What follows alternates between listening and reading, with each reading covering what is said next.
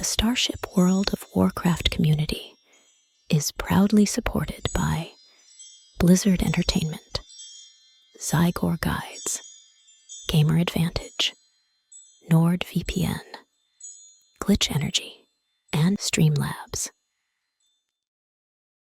Who took the bomb?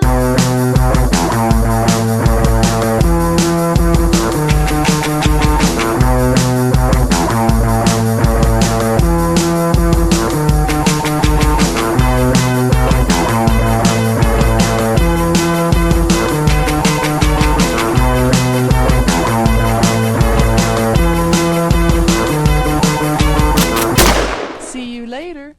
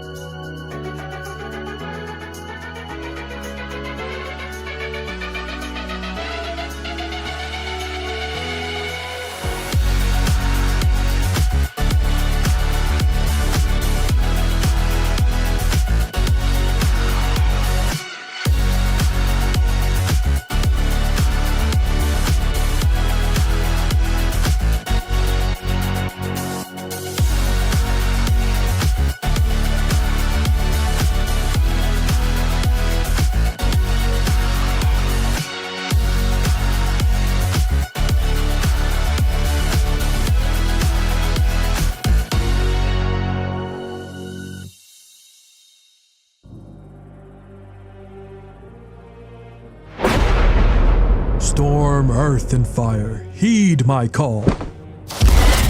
I have sacrificed everything.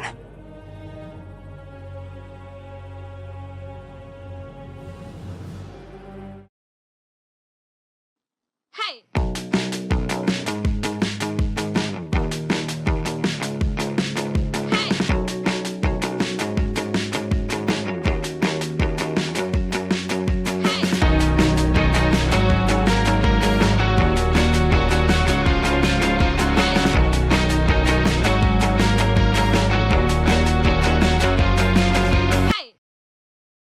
Fun fact, The only reason why Pause Your Game even exists is because someone I met on a video game saved my life, and a rescue dog gave me an actual reason to stick around for it.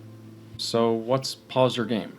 Well, let me take you back to 2013. My grandmother had just passed away, and she wasn't just family, she was one of the good ones. The kind of human that gives you unconditional love even when you're being an absolute.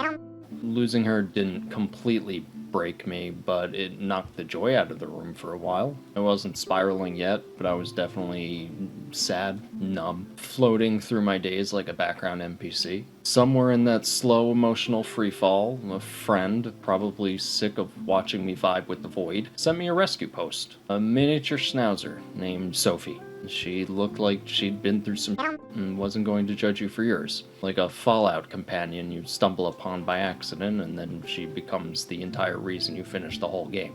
I didn't hesitate in contacting the rescue for a meet and greet. We met, she sniffed me, decided I wasn't a total lost cause, and that was that. Instant co-op partners. Life started to feel less stupid.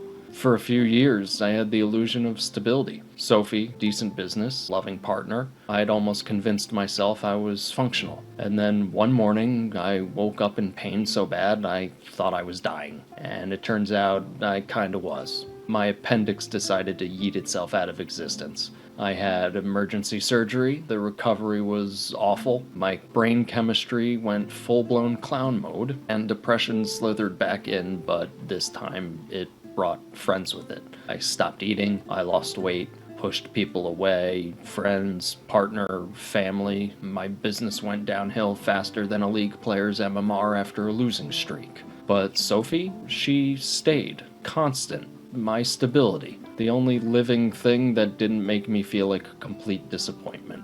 And then, because life is like a roguelike with no save points, Sophie got sick. Not, we'll get through this sick. I'm talking about a rare autoimmune blood disorder where her white blood cells turned on her like a bad Among Us round. Her organs started to fail, her body was shutting down, and one morning she looked at me like, hey, I'm done. You don't have to keep me here for you. So I did the thing. The one thing you never want to do. I held her, I told her she was the best decision I ever made, and I let her go. And that's when I cracked. I stopped pretending, stopped functioning, stopped wanting to exist, and in a perfect storm of grief, guilt, and hopelessness, I made a plan. I figured the best way to say sorry for failing, for losing everything, for existing, was to not exist anymore myself. I texted goodbye to a buddy I had met on World of Warcraft because I wanted someone to know, even if it was a battleground buddy from 2006. He knew. He called my family and they found me. The next thing I know, I'm getting the you're either going to a psych ward facility voluntarily or we'll helicopter you in there like it's a Call of Duty extraction talk. I called up another gamer friend who had been through his own battles, and he hit me with one message that stuck with me. Sophie wouldn't want you to give up. She'd want you to save more dogs like her. So I chose door number 1. I spent 12 days in a psych ward learning how to not myself again, and then 2 months in a treatment facility learning how to live, finding purpose, if you will. Day 1 at the treatment center, I walked into the main group therapy room, and on the wall, I see an urn. I walk over, and there's a photo of an Australian Shepherd with a plaque underneath that read, "In loving memory of Sophie." And no, it wasn't exposure therapy. I made a pretty big scene about it when I saw it, because what the f*** are the odds that the one treatment center in all of the United States had a therapy dog named Sophie that passed away who helped patients like mine did for me. It was like getting emotionally sniped by the universe. It didn't matter that it wasn't my Sophie. It was a Sophie, a dog who had helped people through their worst days, and now she was gone too. Like a weird cosmic callback, like the universe was saying, hey, remember why you're here. Don't f*** this up. In treatment, stripped of, well, dopamine and distractions, I came back to the one world that never made sense. Gaming. Dungeons and Dragons, old school video games, late night talks with people just as broken as me. I told them about charities that use video games to raise funds for causes like children's hospitals and veterans, and I thought to myself, why weren't there any gaming charities for animal shelters? That's when it hit me. Not softly like, oh wow, this could be a neat idea. No, it hit me like democracy hits a helldiver. Boom. PawsYourGame was born. Here's the brutal reality I wasn't aware of until after Sophie passed away. Every year, millions of animals enter shelters across the United States, and a heartbreaking portion of them, they don't make it out alive, especially in municipal shelters. The ones that have to take in every animal, even when they're out of space, out of staff, and out of options. They're overcrowded, underfunded, understaffed, and haunted by the label kill shelter. That label, it scares people away, let's be real. Dogs like Sophie, they don't get their second chance. When I adopted Sophie in 2013, she'd been pulled from a municipal shelter by a private rescue. If that rescue hadn't stepped in and paid for Sophie's medical care at the time, Sophie would have been another statistic. That same year, 2.7 million animals were euthanized in the United States alone, and not all of them needed to be. Let that sink in. No Sophie, no PawsYourGame. Just another missed connection under broken systems and overcrowded cages. But you know who understands what it feels like to be unwanted, dismissed, or thrown away? Gamers. Look, we're not exactly society's favorite group of people, but we stick around. We show up even when no one else does. We know what it's like to feel broken, ignored, or like you don't have a place. So when we do care, we show up with everything. There are 220 million gamers in the United States. If 5% of us volunteered, donated, or even advocated for local shelters, we could end shelter euthanasia. Not someday, now. And we already are, or at least making somewhat of an impact. Since launching PawsYourGame, the gaming community, the very one society loves to mock, has raised close to $100,000 for shelters and rescues in our partner network. We helped launch a mobile vet clinic, helped countless homeless strays, pets that wouldn't have had a chance at adoption otherwise. We kept hospice dogs comfortable in their final days. We helped spay and neuter pets that streamers rescued and assisted with medical emergency bills when our own community needed it the most. And Sophie? She made it into a video game. First class trouble. You could unlock her face as a Twitch drop. My dead dog became digital loot. Tell me gamers don't make magic out of grief. This isn't about saving animals, it's about remembering that no matter how broken, f***ed up, or villainized we feel, we're capable of doing something good, something real, something worth sticking around for. Gaming saved my life. Now it's time we use it to save theirs. For those without a voice. Are you ready to pause your game?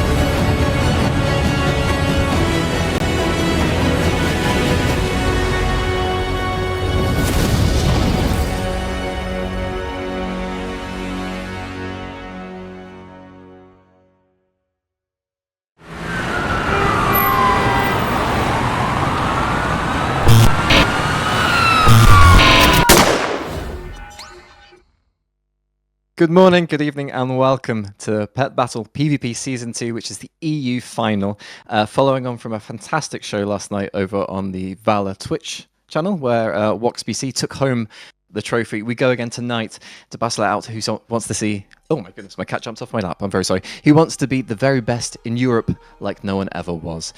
Before we start, I'd like to say thank you to our partners for this event, Raider.io, Icy Veins, Valor, of course, who put on a fantastic event last night, Warcraft Pets, WoW Pet Guide, and an extra special shout out to Pause Your Game, which is a US-based non-profit. Pause Your Game's mission is to save sheltered animals from unnecessary euthanasia by harnessing the collective power of the gaming community, which is us. Through innovative campaigns and partnerships, they turn gaming into a force for good. So, joining us today, we have Daugen from the Secret Finding Discord and Dragons from Zufu's Pet Guides, who's going to be the actual expert for the day because, well, Daugen, are you an expert? I am a lot of things, but I'm not an expert in that. Sure. So, how are you doing, Dragons? How was the tournament last night? I'm doing great. The tournament was awesome. We had some really great battles. The second set of competitors came really close. They were going, or I'm sorry, the finals between the two who won their previous matches. It was really close. It was some great battles. Absolutely loved it. I love seeing some of the new and up and coming pets like the Umbral Amalgam, some of the more classic pets we've been seeing a lot recently like Jingles, and then some other classic ones like the Karaji Guardling. So all around it was great and they did absolutely wonderful all around. Perfect. And talking about random pets, we were having a bit of a discussion before about what our rarest pets were, and what was yours, Daugen? Tell me again. If I had to choose, I would say maybe knockoff Blinktron, but I'm sure many of you already have that one. But yeah, that's my proudest one, I would say. Otherwise, maybe Francois. But yeah, that's it. Okay. If you want to play a game with us tonight, Twitch chat, then just randomly put in names of battle pets down the side. Make some up, and we'll guess if they're actually real or not. Because Dragons is very much an amazing expert, and me and Daugen are here very much to learn. We're loving this stuff, but we're here to learn. So if you want to play with us, you'll have all sorts of fun this evening, and that's for sure. Let's have a look at some of the statistics from the tournament so far, and ask for Dragon's expert opinion. So we have the overall. Oh my goodness, all of this stuff happening on the screen. We've got to penetrate through all of this and to get to actually what's actually happening. So we have the top 5 most played pets here. Do you think there's going to be any change based on what happened on NA last night with the EU competitors watching, maybe taking some notes? Do you think that will change anything that we see here on the screen? I think there's a few that we're definitely going to see again. So we'll probably see Cobble Shell, because you can see like it's the most used. We're probably going to see Jingles. Maybe the Lost Quill. We actually didn't see it get played too terribly much yesterday. Same with the Lost Limb. I think we only saw it in one or two matches. The Karaji Guardling we saw a little more of, and that's mostly because one of the banned pets that's a little more traditional for that particular set of abilities, the Anubisath Idol and the Void Scarred Anubisath Idol, those two were banned this time around. So the Karaji Guardling is kind of like the knockoff replacement for those pets a little bit. And then if we look over to the side on the types and breeds, what you're going to see is that speed is king, right? Like we're going really, really heavy into the speed breeds, which makes a lot of sense because the faster you are, you get to go first, and the more likely you are to get all of the abilities you want to happen, which is why we see pets like Jingles and the Lost Quill up here in the top 3 pets. Okay, before we move on, my lovely production man has reminded you all in chat that we have 3 giveaways tonight. The first one will happen now, the second 2 later on, so you have to stick with us. The first one is to win an item from the Pet Battle PvP store. If you want to type !ticket to enter, that's a Twitch-only giveaway. So if you're watching on YouTube, then head on over to Twitch if you want to enter that. I'll hand back over to possibly Daugen if you would like to explain this graph. So as you can see, you see all these different points. Now, I can pretend to know what I'm talking about, but I think Dragon is the best person to actually explain to me even what this even means. Is this a NASA graph, or what am I looking at? So I'm from what I can see on here, what you're seeing is that you're seeing the power level, or sorry, the health level, the power level, and the speed on the bottom sections.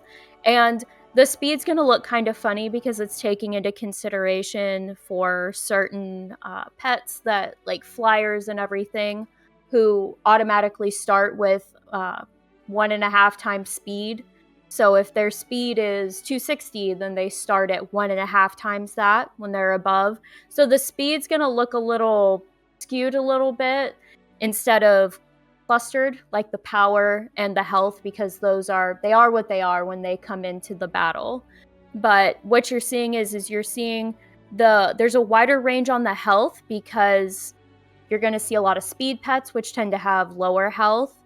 And you're going to see higher clusters on the power because next behind speed is if you can't outspeed them, you want to outhit them. So you're going to see higher clusters on the end of the higher end of the power section, which is where you see between 276 and 374. You've got it kind of in the middle there, so probably in the low to mid 300s for power. And then, like I said, the speed's going to kind of be all over the place because of flyers kind of messing with that a little bit. But obviously, the faster, the better. Perfect. Let's go down to the even more confusing section, other than NASA graph, which isn't matches per region, which is actually fairly intuitive. But there was a whole mass of data down below in the overall pet even further down below, actually, it was, wasn't it? Yes, this one. We may scroll back up again in a second, but can you explain what we are looking at here with his abilities per category? Is this something that we really should be paying attention to? And also, just to point out, this is fantastically confusing in a great way, so in depth, and like I think most people see pet battles as more of a pick your pet and hit each other, but this is unbelievably complex and interesting. So the abilities per category is just kind of telling you what the abilities do. So the straight damage abilities are going to be the category with the largest amount of abilities. And then burst damage. So those are kind of, we call them more like investment effects or like the 1 round cooldowns, because you'll kind of see barrel toss. That one's an investment effect. So you load the barrel and the next round you throw the barrel. And then cataclysm, that one has a 1 round cooldown and like a 50% hit chance.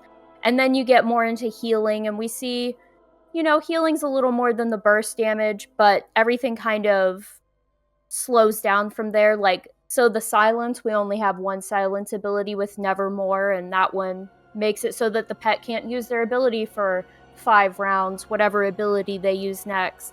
And so there's a lot of different types of abilities we have, and a lot of them cross over into different categories depending on what they are. Like absorb, it's in the healing category, but it also does damage. So okay, perfect. I also want to encourage people in the chat again with ! ticket to enter. It's a fantastically generous prize to win an item from the Pet Battle PvP store. Make sure you head on over to Twitch and get that in as soon as possible. Daugen, I'll head over to you, and you can ask some more questions based on what we're having a look at. So, for example, I'm seeing that like weather effects are obviously playing a big role into these battles. But I'm seeing one that's always mentioned is the darkness one. What is kind of the reason why darkness is such a difficult one, like such a prominent one? So darkness is really good against humanoid pets because it, one, darkness and sandstorm both got a buff to the damage amount that they do, which we're not quite sure why they got a damage buff. They didn't need it. They already did plenty of damage, but they got buffed. And so darkness not only reduces hit chance, but it also reduces healing. So basically, you're keeping the other team from being able to heal up their pets if they're using any healing abilities. And I believe it also messes with the humanoid racial. And the humanoid racial is that at the end of the round, if they made an attack and the attack landed, then they heal for a percentage of their health at the end of every round. And that can be a little frustrating because you think, oh, this is gonna do it, or my next hit will do it, and then they heal for that percentage, and you're like, well, now I've just barely missed out on killing them. So darkness is nice for that reduced hit chance and reduced healing, and of course the big hit. Okay, perfect. Do you have any more questions, Daugen, or on the statistics? Because I think I'm out of questions on it. Well, I mean, I could go on for hours and hours and hours, considering I don't know nothing. But no, let's pretend I have no more questions. I understood everything perfectly fine, and now I'm a master at it. There you go. You're ready to start. It can be me and you, Daugen, as a showcase match a bit later on to show how not to do it. Absolutely. Okay. Well, we're coming up to our first match, the first semi-final. Which is going to be Tanixion versus Bebark, who is... I'm trying to do my best French accent to do it justice, but I apologize in case I have not done that justice at all. But let's have a look at their player cards. They were beautiful player cards that were prepared for us in advance. And we start with Tanixion here. Started playing in Wrath of the Lich King. Of course, Wrath of the Lich King now is considered to be started in ancient times, but I still remember the term Wrath Baby, so I think that dates me quite well. Either of you started in Wrath, or are you before or after? I started in vanilla. Yes, you're my favorite person already, Daugen. I started at the end of Cataclysm, patch 4.3, the Hour of Twilight. Don't tell me you're really young. Daugen, please don't do I'm in this my to me. 20s. I'm in my 20s, come on. Oh no. No, God's sake. Okay, let's have a look at things that aren't going to make me depressed. Most used pet Jingles and Nemesis pet Stormborn Whelpling. So, what do we think about Jingles, Dragons? Jingles is definitely one of those pets that hit the PvP scene a little harder than the PvE scene, simply because it has that really high speed stat of like 345. So it's fast right off the bat. It's got a bigger hit ability with Gift of Winter Veil, which means that it can get those flyer pets hopefully down below half health to make them slower than it. And then it also has a swap-in damage ability with Booby-Trapped Presence. And that way you lay them down, and no matter what, once a pet swaps in, they get that damage from that. And, they've got a building ability with Huge Fang, but most people use it for Pounce because chances are Jingles is going to be faster. So you're going to get that bonus damage from Pounce.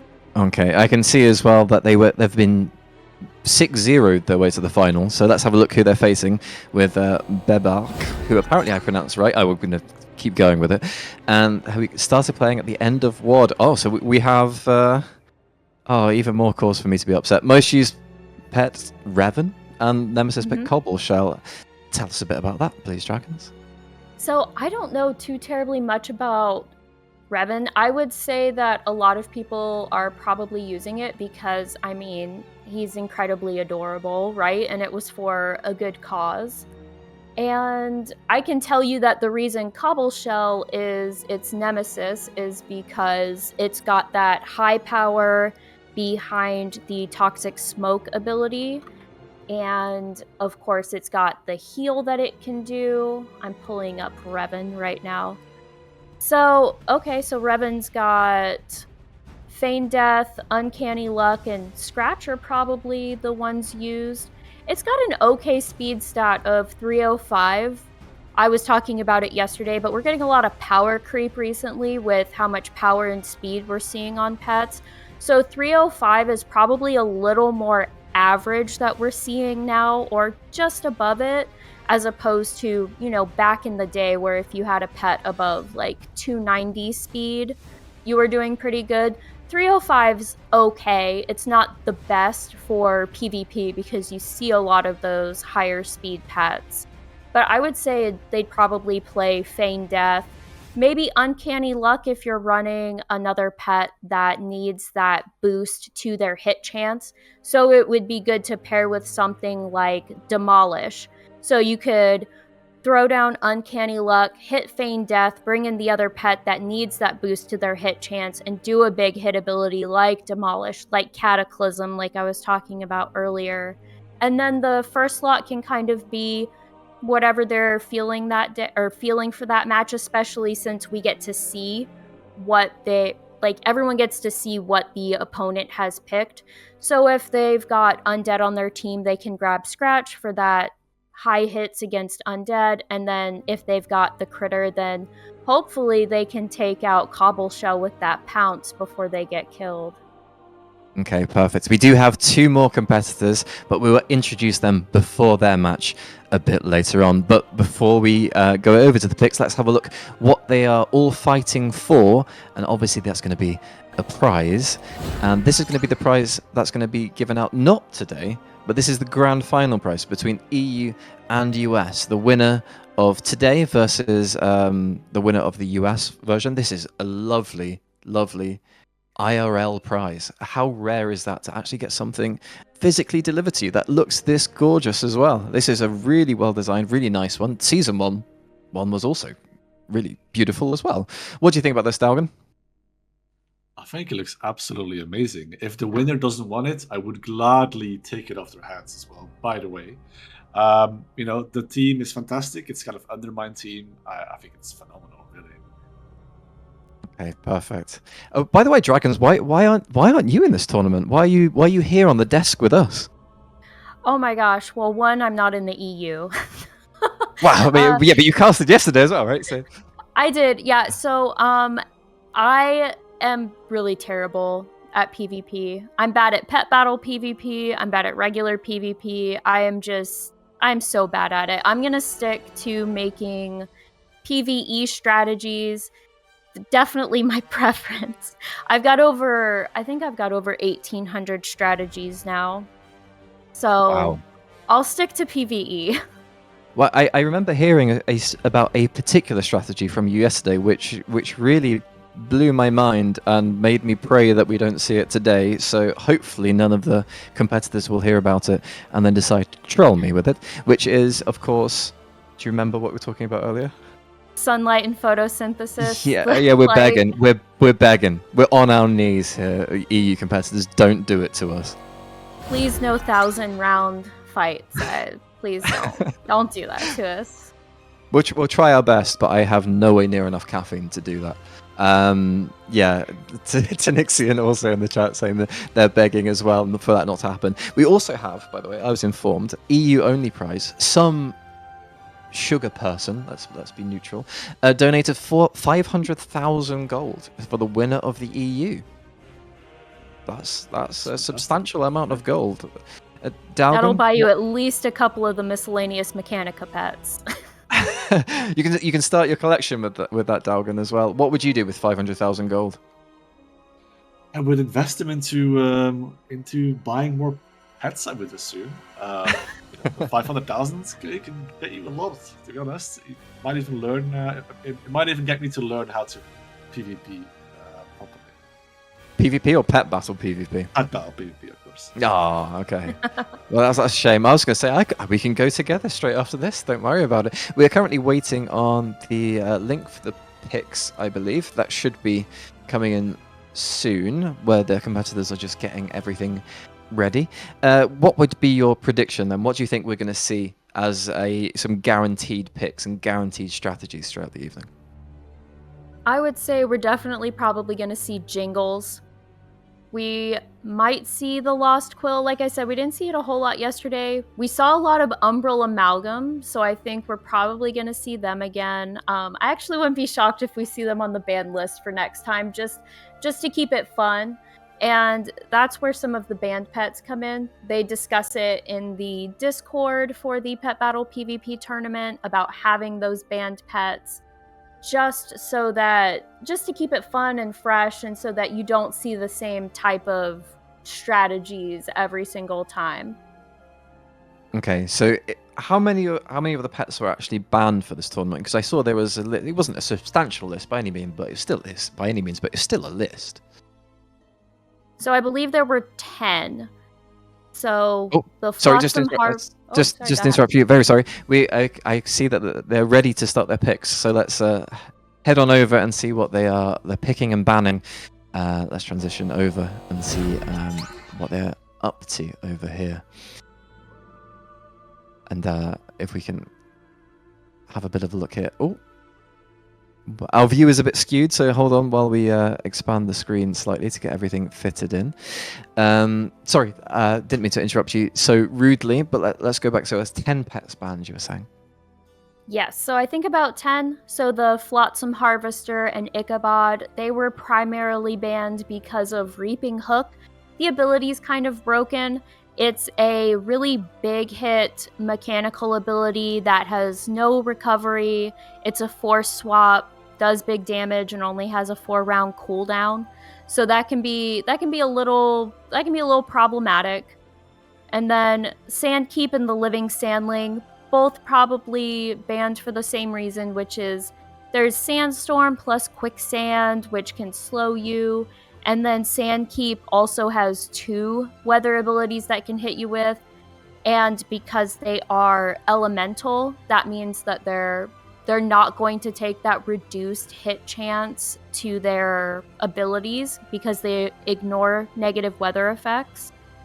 And then, so the Batty and the Dreadwing Pup were banned primarily because if there's any kind of poison on the field, there's a little bit, I'm pretty sure it's a bug, I think we're all in agreement, even though it's coded in, where if the enemy is poisoned, then Huge Fang is a building ability, meaning that you use it, and then each time you use it, it gets more powerful, and it has a max damage amount.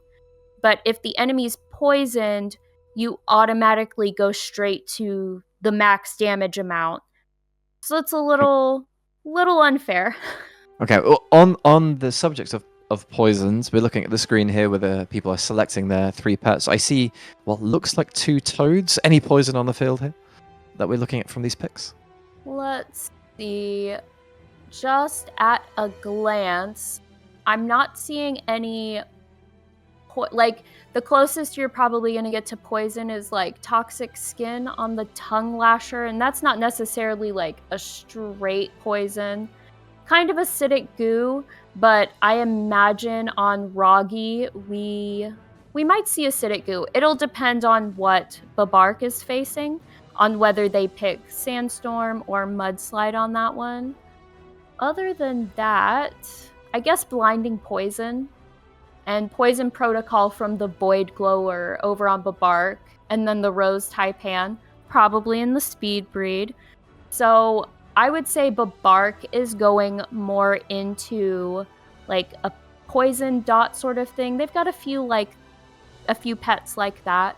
And then Tanixion looks like they are going more for like speed and harder hitting abilities. We've got the Umbral Amalgam, like we saw yesterday, and Sir Shady Murgleton, and then the Karaji Guardling and Jingles. Actually, Tanixion's kind of got all the, I think they've got all the top 5 pets that we've seen. So Jingles, Karaji Guardling, Lost Quill, Lost Limb, and Cobbleshell. So they have all top 5 pets in their roster right now, actually. Okay, and is that necessarily an indication of how things are going to go? Do you think? Oh, let's have a look here. We're going to see what gets banned, as Bebark has to ban 2 pets. What would you go for in this situation, Dragons? Let's see. I'm gonna wait until they ban them. I don't want to, like, if they're listening, I don't want to influence Okay. it. there's the first ban come through. And, yeah. So the Lost Quill. That doesn't shock me. That's a really difficult speed stat to overcome because they've got that Sleep with Stay a While and Listen, and then Spectral Spine is a 50% blind, and they're always going to have the extra damage from Arcane Slash. And 366 is a high speed to get past. Even Jingles isn't that fast. And then the Karaji Guardling has the Sandstorm, of course, and then the Stun with the Blackout Kick, and then probably Crush, but I imagine Karaji Guardling mostly gets used for the Stun and Sandstorm. Okay, I see Flip in the chat saying, is that Scourge of the Asperks crazy Bebark? So actually, it's one of the newest pets. It came from the revisited Horrific Visions, and it's sort of like a foil pet to the oh my gosh, the store pet. That's the dragon, the gold one. Anyway, Daugen? yeah, Any idea? I have no idea. Okay, so yep, no, we have no idea. Yeah, no, it's fine. It's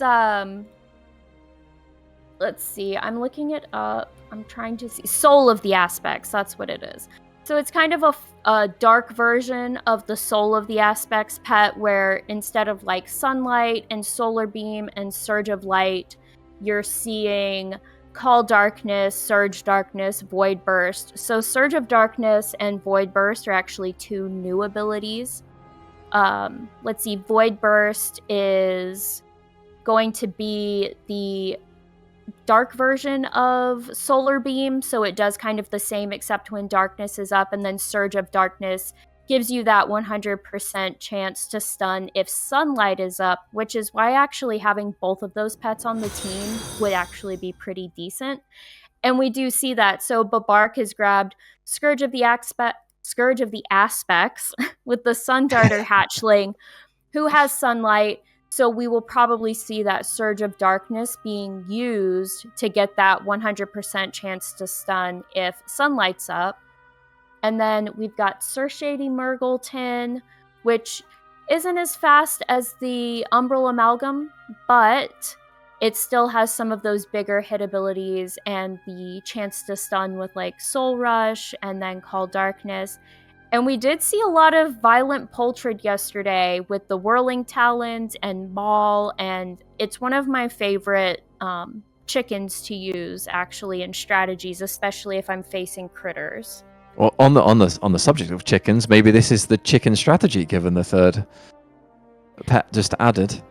Yes, and we did see the Lime Robo-Clucker quite a bit yesterday because it's speedy when you get the speed breed, it's got wing buffet, you've got that 200% hit chance with laser, meaning that if Bebark uses Call Darkness at all, it's not going to impact laser's ability to hit its enemy because it has that 200% hit chance. And then Cluck is usually used to reduce your enemy's damage amount, so it's a damage reduction debuff. And that'll be nice because Bebark has two Dragonkin pets, which get that bonus. And we have the teams finally all done. Three pets versus 3 bets. Tanixion obviously undefeated on the way here. They're readying up. If you had to have a quick overlook at this 3v3, who do you have the edge for going into this matchup? I would have to say, just because of speed, I would say Tanixion. Okay, but we are seeing some pets that haven't been played before over on Bebark's team, so we are very interested to see what he can bring to the table over here as we are slowly making sure that everyone is ready and willing, of course they're willing, ready and raring to go, even as I stumble over some of those words here. So Tanixion slightly favoured going into this on the basis of speed, according to our lovely expert for the day. Oh, wrong way. That was Daugen. Definitely not the lovely expert for the day.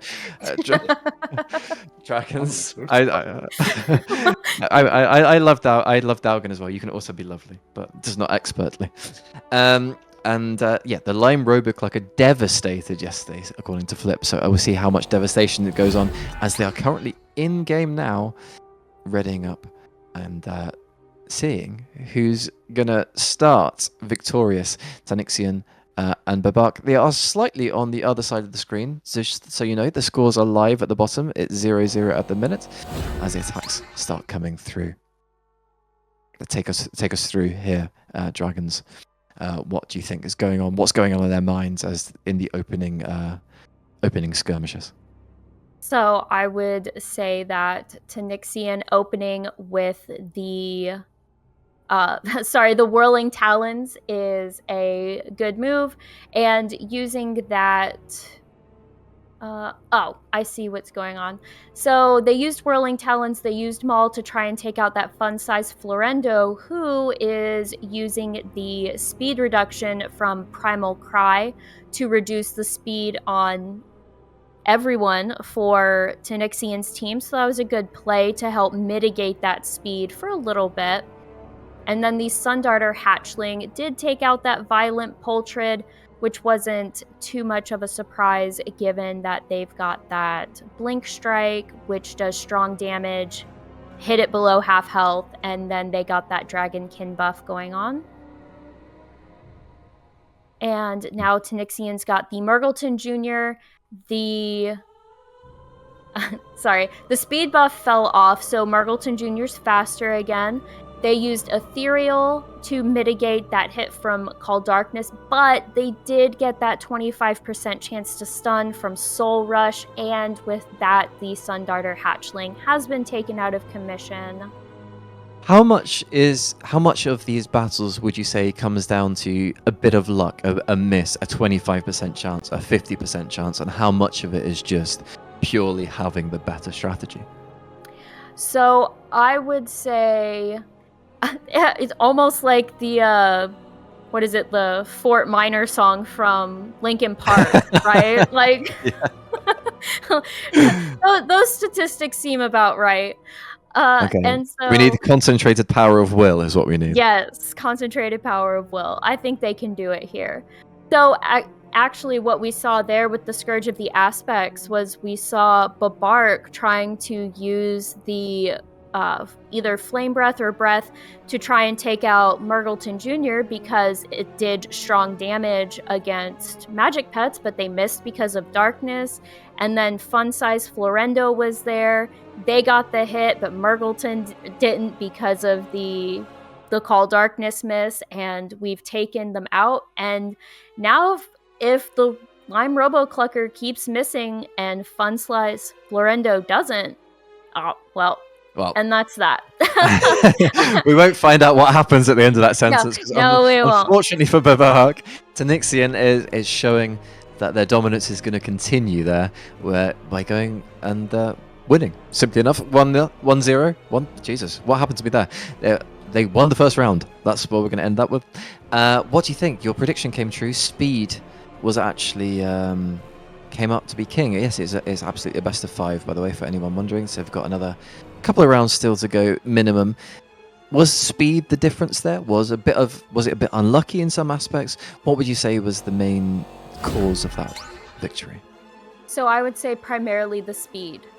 Speed is definitely king in most PvP battles. Like, the faster you are, kind of the better. Sort of like Rogue, right, in PvP, or at least last time I played PvP. No, the Rogue being true, quick. Yeah, so being quick, being able to get a bunch of hits in before the other person can kind of get their feet under them, so to speak. And they did try to do that speed reduction with Primal Cry, but the team speed reductions only last so long. The longer term speed reductions aren't quite as good or impactful, and especially if you have more powerful pets like Bebark was running, it can be hard to mitigate speedier teams when your speed's already so slow. Yeah. While we wait for some more pets to be added, I see Bebark is perhaps changing up a bit of strategy. I want to remind you all that we are supporting Pause Your Game. There's a QR code on stream to donate to them. They're a fantastic organization helping animals out to make sure that they live a happy life as long as possible and save them from all of these shelters where they are facing horrible conditions. Talking about pets, though, we all have cats, don't we? We sure Hopefully do. in lovely conditions, I'm absolutely sure. Tell me about your pets at home. I have 3 cats. So I have an older Russian blue. Her name is Anya. And then we have a calico named Royal. And then we have a long-haired orange boy named Prince. Okay, Daugen, go on. I have a single cat. She's a British short hair. Her name is Bella. She's currently sleeping right behind me. Okay, and since we're on this stream, everyone wants to know who would win in a fight. No, I'm joking. Obviously, we don't want to know that at all. But we're looking at the pets getting added. Slight change of strategy here. What are we thinking? We see the Lime Roboclocker again. Blip was saying in the chat that it dominated earlier. What are we thinking here? I would say... Oh, sorry, go ahead. Now, I'm seeing that, basically, my question is, do you think these people are going more for a specific combo, or are they trying to kind of counter each other? What do you think is the best option here? Is the best play to see what the other person picks and see what the best counter for it is? Or if it's more of this battle path works better with the other? I would say it's a little bit of both. Team synergy is kind of really important in PvP to a certain extent. If you've got some really good abilities, but you need almost like a modifier. So the reason you've seen so many of the, what's it called? Oh, where did it go? The Violent Portrait is because you don't need another pet to put the bleed on your enemy before you can get that bonus damage from Maul. So team synergy is a little important depending on what you've chosen. And here are the confirmation of the teams that are going to be facing each other for round 2 of Bebark and Tanixion. Jujula in the chat. Jesus, I've butchered your name. I'm very sorry. I have a Tuxie and a Void. 2 big healthy boys. That's very, very nice. I like Voids. I had a Void a long time ago as a temporary. I've never had a Tuxie though, I have to say. Although they do look very, very sophisticated. Hopefully they act sophisticated, but you can tell me more about it in the chat, Drews, that if you want, if he behaves like a true gentleman or if he's a bit of a menace. As we see the battles getting queued up. Given the teams, what's your prediction? Is it going to be a case of speed again, or are we thinking of something different with the strategies? Let me see what they picked. I would almost say for speed again. So Tanixion went with a couple speed, and then we've got more of the power with the Cobble Shell. And then I would say Bebark might be going more for a kind of like a dot with a little bit of a heavy hitter from Roggy. So Funslice Florendo is probably going to have that burn again just to help counter the Lime Roboclucker. Maybe they'll try to get Armageddon off this time if they think that they're in trouble. And we're starting out with Nomelia, which is the pet you can get from playing the Warcraft Rumble game. Oh wow. Okay, so is this one of the pets that you would say was rare, or is it something that everyone in the community just went for straight away?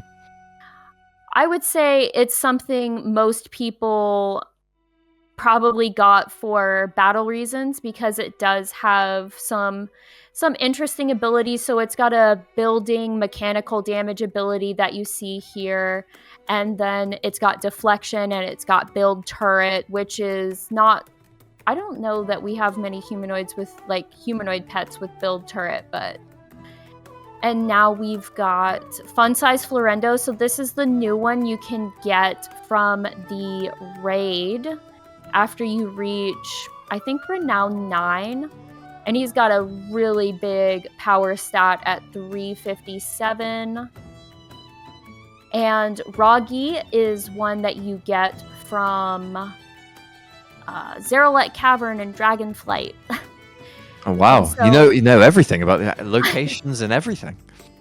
Of the newer pets, some of the older pets I'm a little more dodgy on, but. And then we are seeing Roggy able to outspeed the Umbral Amalgam for a little bit.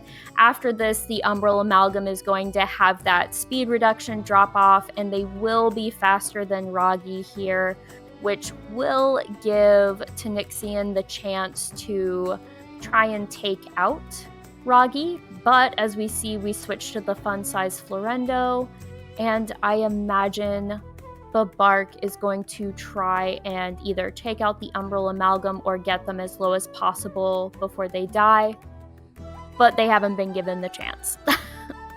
This is very oppressive by Tanixion in an impressive way. It's a very good performance so far as we see a dodge coming through there. So I would imagine it looks very much like Tanixion's in control of this match. Yes, again, once that speed reduction drops off, it's really hard to get past those, those being able to go first and being able to hit first. Although we have taken the Umbral Amalgam out, which is good for Bebark.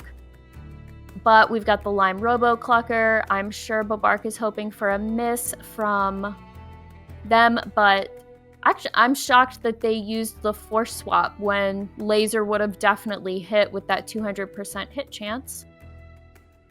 But we will see. Sorry, go ahead. I was to say, and that was pretty much it. We could see that was coming to an end with the laser there. Unfortunately for Bebark, it goes 2-0 down, and we go into what might be the final match, as it's a best of 5, so 3-0 would do it for Tanixion, and he would keep his 100% record, which is a very impressive thing to have in a PvP tournament. It really is, because some of it does just come down to pure luck, right? Like, speed will get you, like, most of the way there, but sometimes you get a string of bad luck, which is kind of the chance you take when using Call Darkness, right? It's unless you're running with an elemental pet, you might miss 2, and you might miss multiple times in a row. Is there any bad luck protection in pet battles, or is it simply it's a 25% chance always, or is it some way diminished if you miss once and then the next one will have? Oh no, it's a flat 10% chance to miss each time, unless you're an elemental pet. So they aren't impacted by that reduced hit chance. Okay, so you can really lose the lottery then. Yes, you can. Unfortunately. Has that happened to you? Have you ever had a incredibly unlucky streak? I am the living embodiment of unlucky streaks, right? Like, if there's a chance to miss, it's gonna miss. Like, I mean, not always, obviously. That's just kind of confirmation bias. Like, oh, of course it missed. But it definitely feels like it sometimes. Well, at least you can plan for it, though, right? If you know it's gonna happen, at least you can go, I would kill him.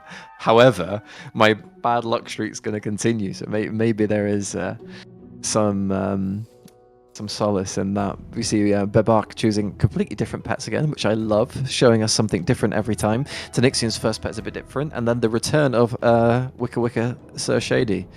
What do we think about this? So Parlay is, I believe, Parlay's either going to be from, oh my gosh, what's the pirate thing we did? The mini game thing. Yeah, the alternate mode. Oh my god. Plunder Storm. Yes. Parlay's either from Plunder Storm or it's going to be from the trading post. Though I haven't seen that one used a whole lot. It is a very pretty bird. And then the aubergine, I don't know how you say that. Scoodlefish, that one in the speed breed is really, really nice, especially if you're facing flyers. And then we've got Nomelia back. Mr. Delver is sort of speed, sort of power on the pet side. So we've got probably build turret there. And then it looks like the mechanical Pandaren Dragonling might be locked in for Tanixion. So we're probably going to see the decoy and the team damage with Thunderbolt. And then we'll have to see. They're probably going to pick Breath. Flyby is not really super useful in PvP because there's the expectation that you're going to be able to do something with it the next round, and the other person isn't going to switch out, which if you put it on the pet, they probably will just switch out to avoid having that extra damage. Oh, maybe not. Are we doing the Vambata pup instead? It looks like we might be. As someone saying in chat that EU uses aquatic way more than NA. Is that something that you're noticing as well? More aquatic? I Have we had a couple of aquatic? I don't think so. I think this is probably the first aquatic. You generally don't see a whole lot of aquatic pets used because out of all of them, they're probably among the, not necessarily the weakest, but like just sort of all around not as great at probably mitigating a lot of different things going on the field. I would say aquatic was the last family I had to get for my PvP aquatic brawler, and then aquatic usually struggles kind of a little more than the other families as far as family battler fights go. Okay, as we load up into round 3, I want to remind you all once again that exclamation mark ticket in Twitch chat only, if you're watching on YouTube, will enter you into a giveaway to win an item from the Pet Battle PvP store, and that is going to be closing very, very shortly, and we're going to be going into our second giveaway. So if you want to enter, then do that pretty soon, and then be ready to enter the second one as we start round number 3. As we have a bit of a switching pets. So can you tell me a bit more about these? Because we saw in the last match more than maybe the first one, as in the round, sorry. There's lots of, let's call it switching pet tech. How much of this is necessary in this highly competitive mode? So it's actually way more necessary than it is in PvE. So in PvE, the swaps are more like, you have more strategic swaps, kind of like, okay, I know the enemy's going to do this, so I'm swapping over for this. Whereas in PvP, you have to, it's sort of their version of rolling with the punches, right? Like you have to know when to let a pet die, know when to swap a pet out. So like right now, Bebark is just going to let Parlay maybe die if it hits, while trying to get in as many hits as they can. Whereas some people would have swapped them out so that they could save them to maybe take a big hit later on from Sir Shady Murgleton's darkness and that type of thing. Okay, so this is a whole nother world of strategies here. Oh, we see a miss. Oh my god, all I saw on my screen was misses back to back to back to back. This your sort of luck, as you were saying earlier, as he then goes and completes the first stage of the kill, at least. Yep, for the mechanical pets, they do get that resurrection round, and they force swapped in the Vombata pup, which is going to take that extra damage from the build turret that Mr. Delver has up on the field because of mechanical damage and it being a beast pet. Although you will see more misses will happen because the turrets hit more frequent, like they do 4 shots each round. And they are eating the Vombata pup for lunch, unfortunately. we saw just a bit ago that the Tanixion's pet was left with just 7 HP.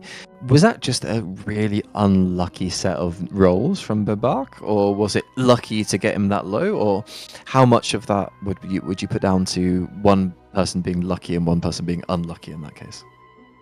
So some of the abilities do have varying damage, so sometimes it can just be you rolled low, just like any kind of RNG in the game. In other cases, it's going to be sometimes your ability just doesn't quite have the oomph to take out the rest of their health or all of their health. And unfortunately, Bebark is left with their aquatic pet, which does weak damage to magic pets, which is what Murgleton Jr. is.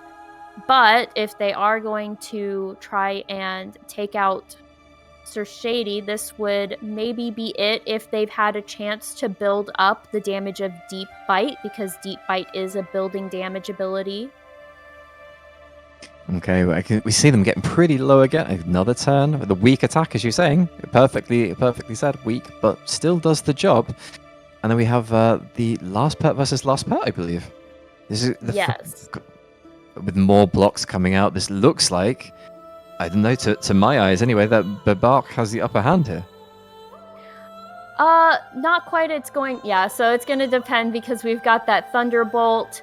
I imagine that Tanixion is trying to time when they are going to use their decoy like you just saw.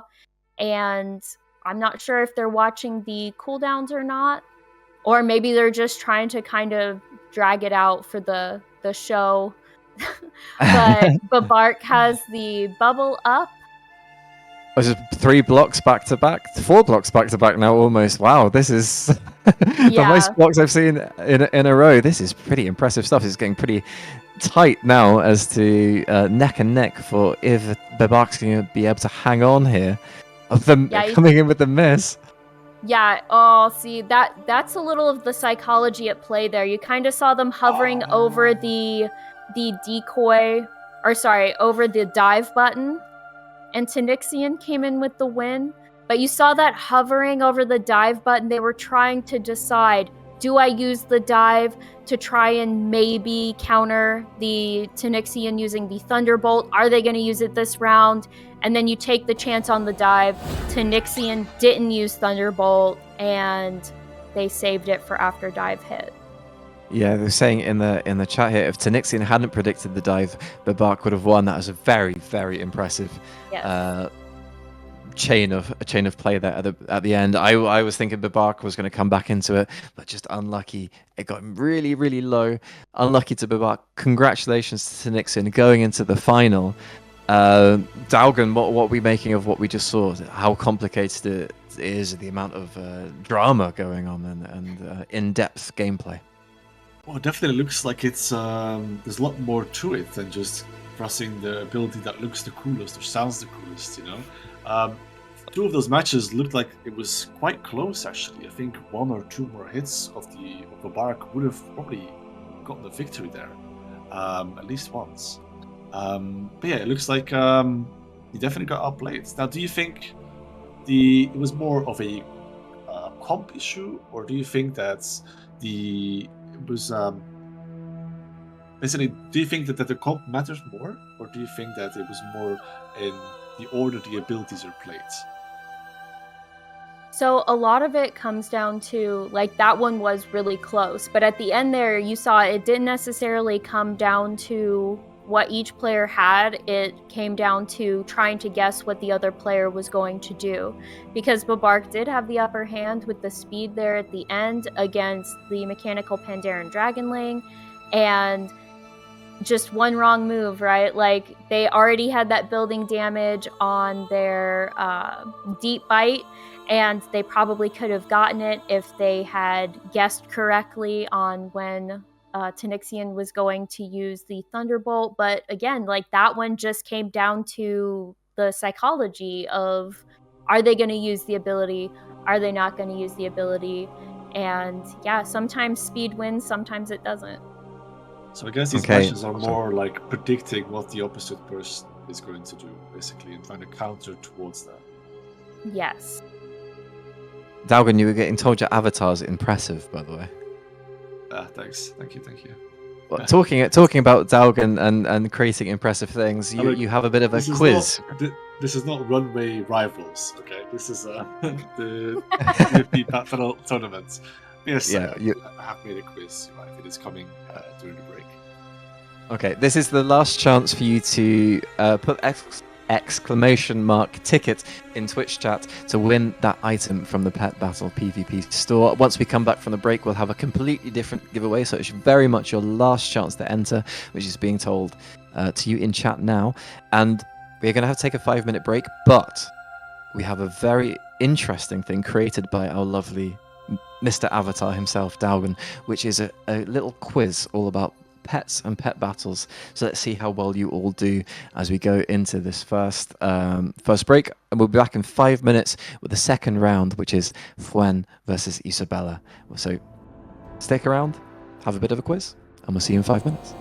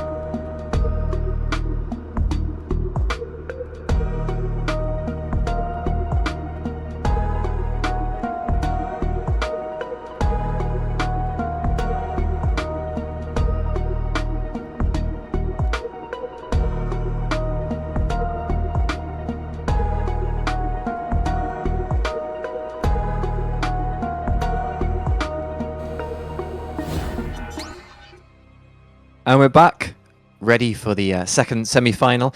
I'd like to once again thank all our partners that you see at the bottom of the screen there. And also you see a little special QR code, I've gone the wrong way again, this way towards Daugen, underneath Daugen, which is Pause Your Game. Pause Your Game turns gaming into a force for good, rescuing shelter animals from unnecessary euthanasia. So please, if you can afford it, and if you want to, then please donate over there. And I hope you enjoyed the quiz. Twitch chat. I saw some wrong answers, which was I didn't expect. I'm deeply disappointed. But was just discussing in the break that Dragons plays a rat paladin. Wrong way again. Dragons plays a rat paladin. I do, yes. I need the survivability of a paladin. I actually remember when I first went into Castle Nathria, I didn't look up anything. It was LFR. I'm like, how hard could it be? I'm not going to look up anything. I'll just, roll with it. And then we got to the dance thing, and I'm like, oh my god, I have no idea what's going on. All I know is I'm taking damage. But I had so many bubbles and so many damage mitigation things. I managed to survive, even though I was not standing in the spotlight. And everyone else died. I didn't die. Just bubble and it's all over. Yeah. Yeah, don't look at me. I'm fine. I'm yeah, fine. I don't know what you're talking about. I want to introduce you into our second giveaway of the day, which is to win a Steam Scale Incinerator mount. We're also drawing the prizes for the first one. Congratulations, Jusula. I've said your name about 4 different ways already. We're going into the second one now. Just remember to do a ! ticket when you are prompted in the side to win a Steam Scale Incinerator mount. Daugen, what do you play on WoW? I'm an arcane mage, of course. Born and bred. I think mages are the best class in the game, hands down. Nah. You're the most loved class in the game. You are like Blizzard's baby. I mean, we got everything. We got Blink, we got Time Warp, we can get portals, cookies, anything we got, you name it. I mean, you need to get nerfed, is what you're saying. That's all I'm hearing. It's all skill. It's all skill. It's all skill. Okay, well, maybe. I mean, you would have to play an arcane mage with that avatar. If you just came and said I played warrior, it'd be a bit suspicious, wouldn't it? Yeah, that'd be a little weird. I was like, I couldn't tell what you played at all. No. Been playing arcane since Warlords of Draenor, so I'm not switching. Wow, like only arcane? Yeah. Wow, that's impressive. The second giveaway has now started. If you did it before and got some sort of error, then now !ticket will enter you into the lovely second giveaway, and there is one more that will be coming up after, just before the final. #blame production, absolutely, as I see coming through into chat there. I do. I'm just being professional about it. Don't worry. I just rage type to you later.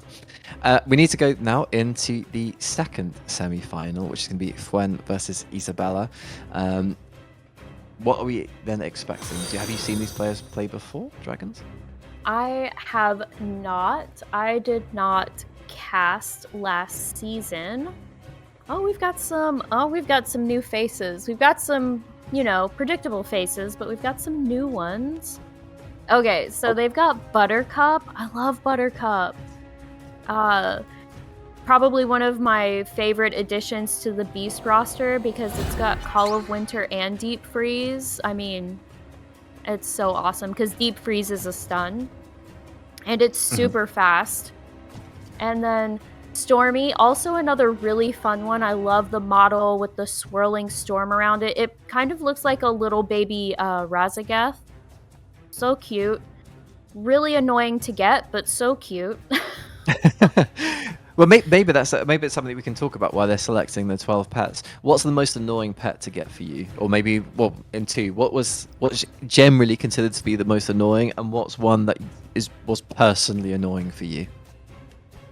Personally annoying for me.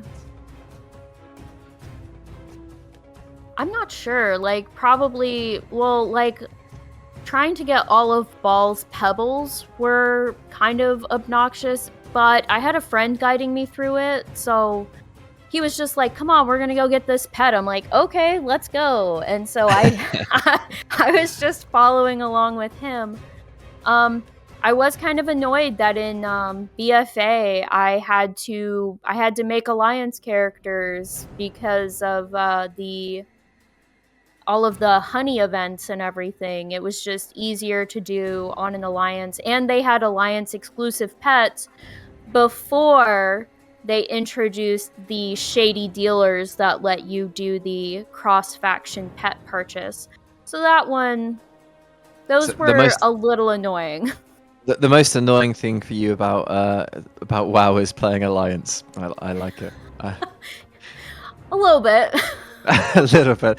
Also, a big shout out to our moderators who are doing a fantastic job in chat. I can see them entering some of the giveaways as well. Good luck to you, and yeah, I hope you don't win, so it doesn't look fixed. But we'll see what happens. For the hordes coming through, I can't. No, come on, Daugen, you play the right, faction, don't you? I do play the right faction, alliance, of course. Come on. Can we remove people from the giveaway that are horde, or is it? Yeah, if you're horde, ! Something completely different, right? Yeah. No, I'm sure that the horde players are absolutely fantastic. Yes, gnomes for the win. There is something about gnomes. It's you either love them or you hate them. I don't like no, I mean, full offense, I guess. I don't like the regular gnomes. I do like my mecha gnome. I just kind of wish she could wear pants. Yeah, I that's wish a bit she could wear unfortunate. pants. I also wish that trolls could wear shoes. But they haven't discovered that tech just yet for troll feet not to stick out. But we don't have that problem as human enjoyers over in the Alliance, do we, Daugen? Yeah, worst thing we have were the mecha gnomes, of course. But like I said, if only they could wear some pants, Yeah. And I guess you can't win them all. If we're already playing the most superior faction, then I guess we gotta. Oh. Well, slightly back on topic. Let's have a look.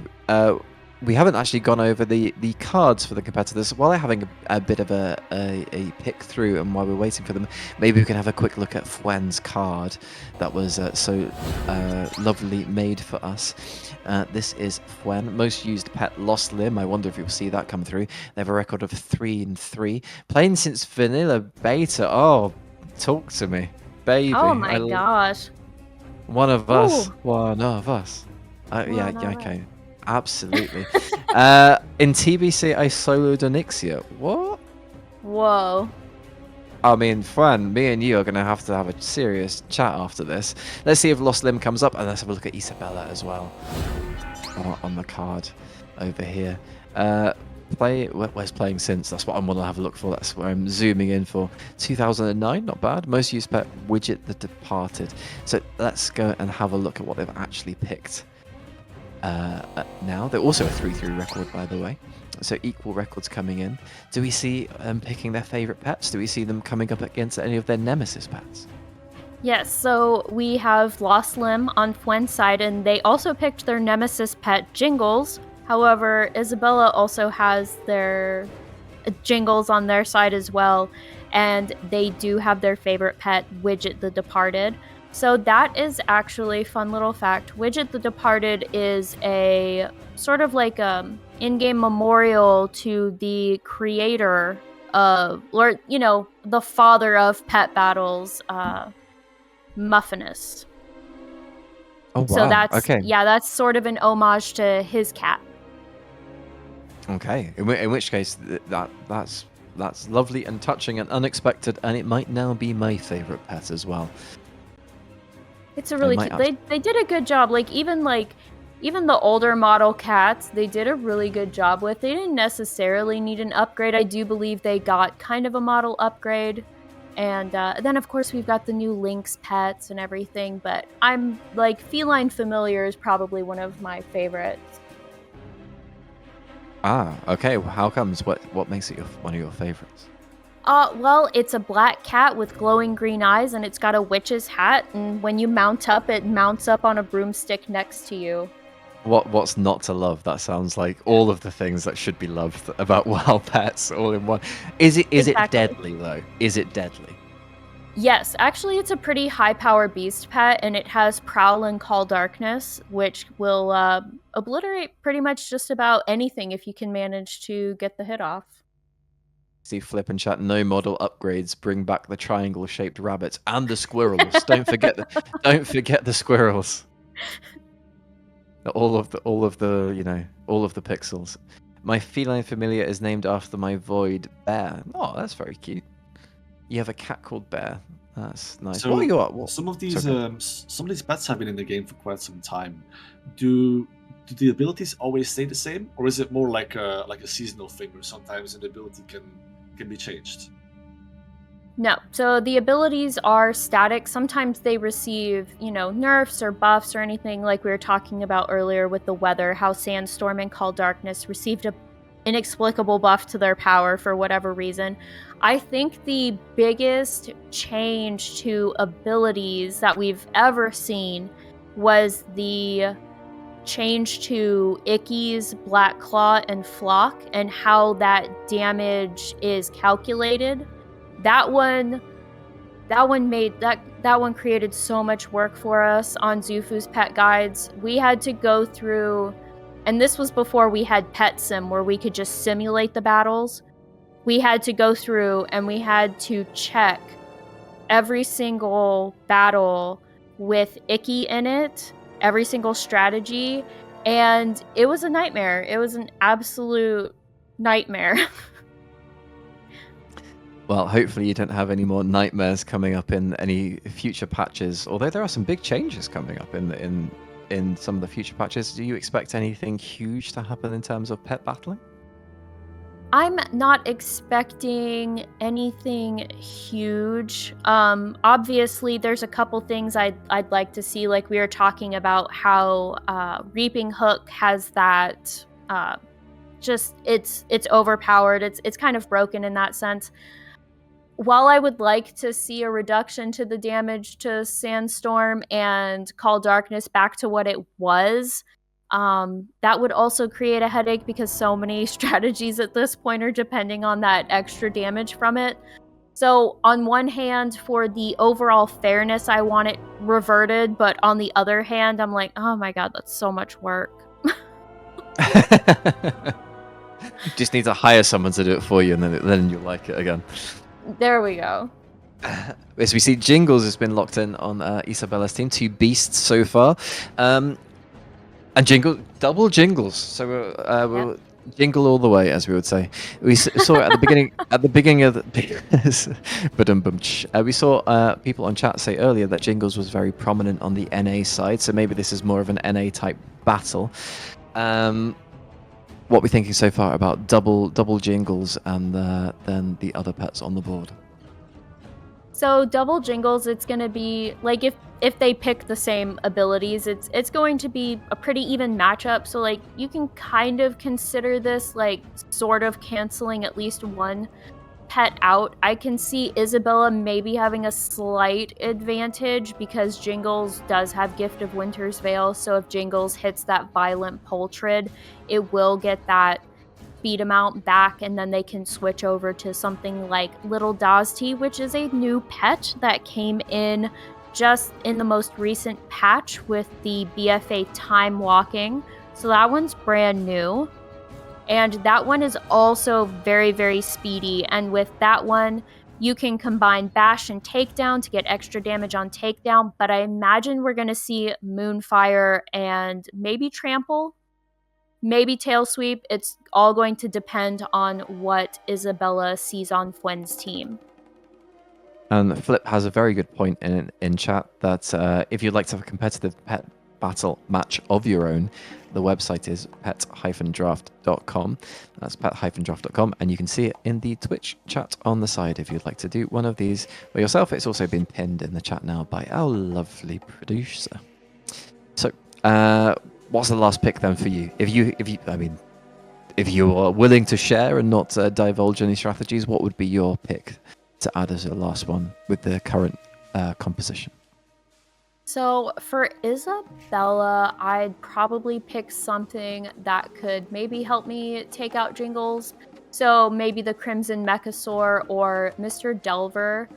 or maybe I was- even the Lost Quill. It's faster than Jingles, and you could put Jingles to sleep and then hit it with Arcane Slash and then Spectral Spine for the blind if it stays in. And then Well, for Fwen, let's see. I'd probably go with maybe Stormy.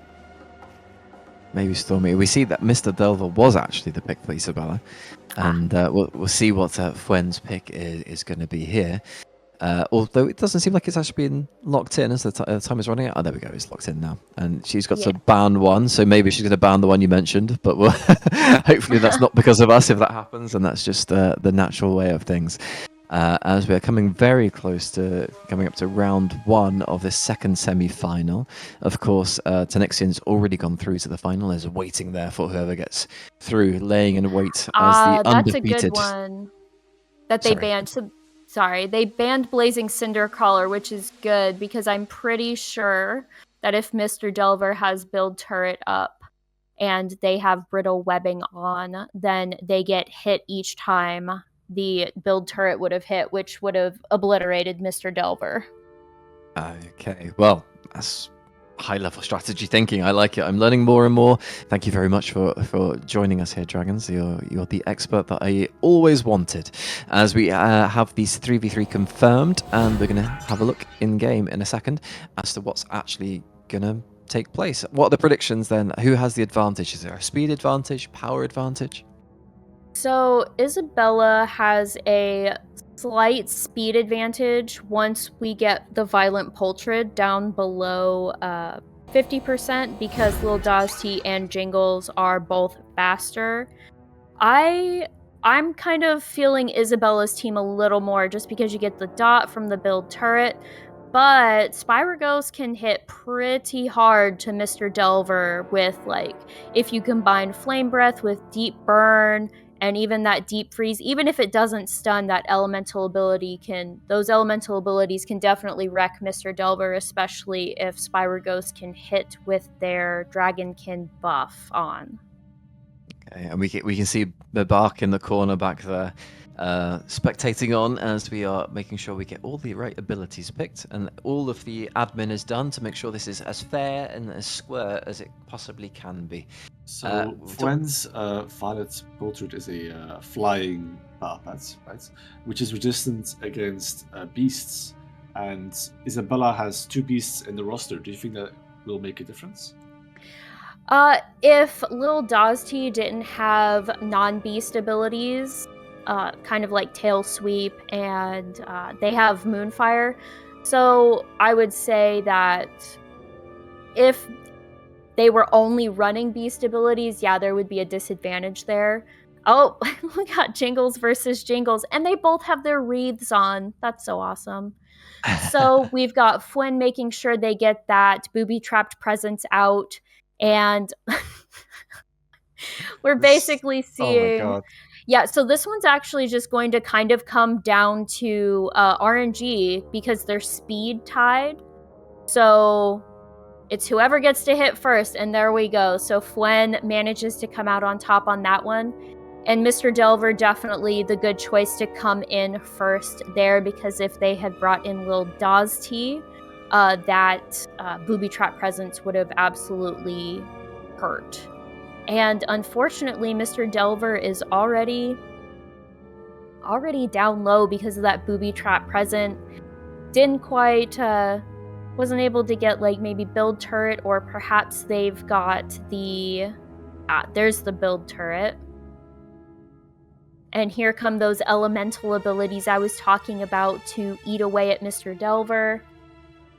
Oh, and they force swapped over to the Violent Pultrid, so that was a good strategy. They're probably trying to make it last as long as possible, but I don't think Mr. Delver can survive long enough for those booby-trapped presents to fall off, so they're probably just trying to get in as many hits as they possibly can. Wow, that was a big hit. Oh my god. That was big as it was, like 1,053. Yes. That's yeah, unbelievable. Oof, yeah. So, like I said, I favored Isabella's team, and it just the way it played out, it got wrecked. Got wrecked. It got a little bit wrecked. Yeah, I think well, the last one definitely got a bit wrecked, but yeah, it was interesting at the beginning where it was just Jingles versus Jingles, and it was like, well, let's kind of throw it up in the air and see what happens. If it had been the other way around and Jingles number 2 had won, would the match have been completely flipped on its head? I think so. I think really the big problem was that Lil Daz, like the Jingles had a second chance to put down the booby trap presence. If Fwen hadn't gotten the second booby trapped presence off, I think Lil Daz T definitely would have fared a lot better, and so would Mr. Delver still would have taken that hit, but we would have had Jingles maybe be able to get a hit in on the violent Poltrid that came in, maybe not. But I definitely think Isabella would have fared better there if their Jingles had won out on that speed tie. Yeah, we're saying here in chat the drafting process really has a big impact on the match outcome. Absolutely. The drafting process is a really interesting part of this whole tournament. It's a really fantastic addition. It makes it a lot more interesting, and it keeps things, for the viewer, a lot more engaging, as well as, I'm sure, for the competitors.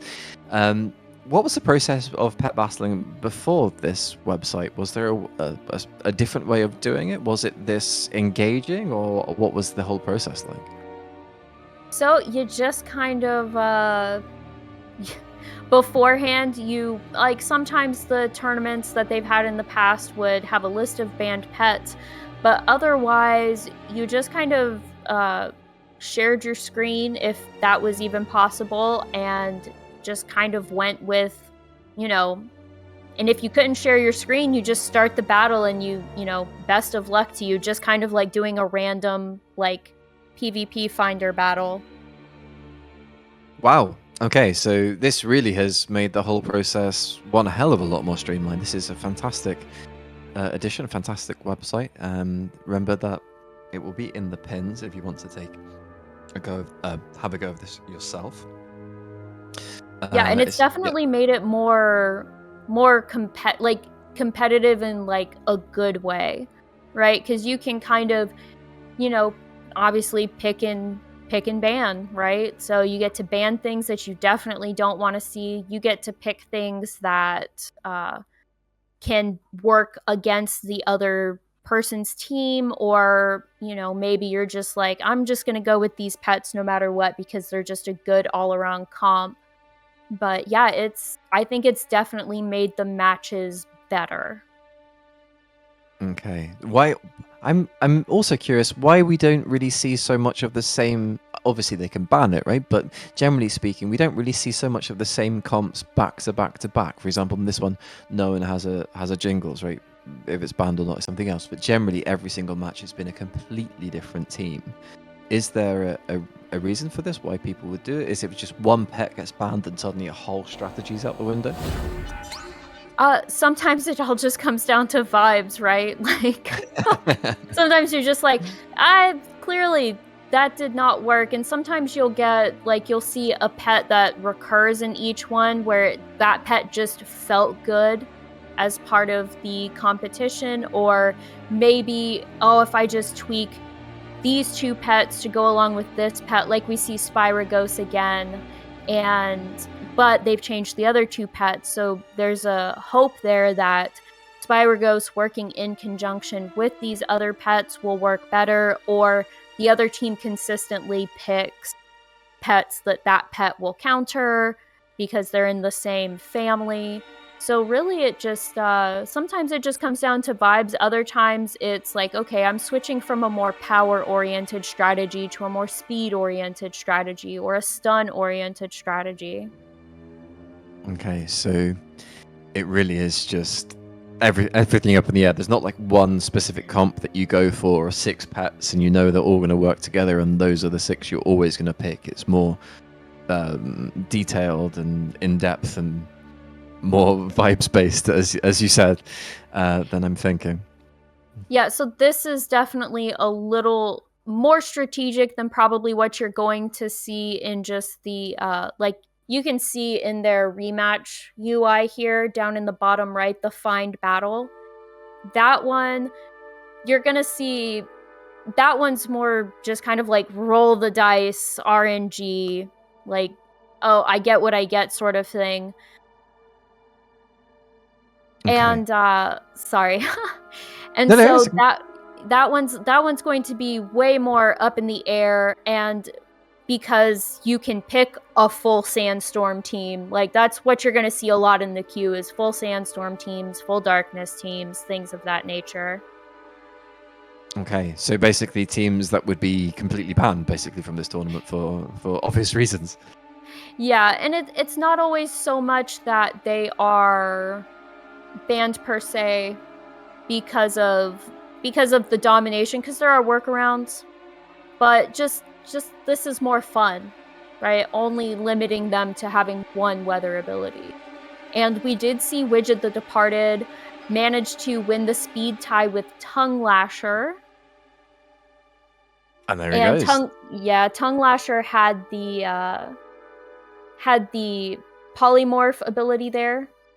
And then, of course, Shadow got that crit right there to take Widget into their undead round.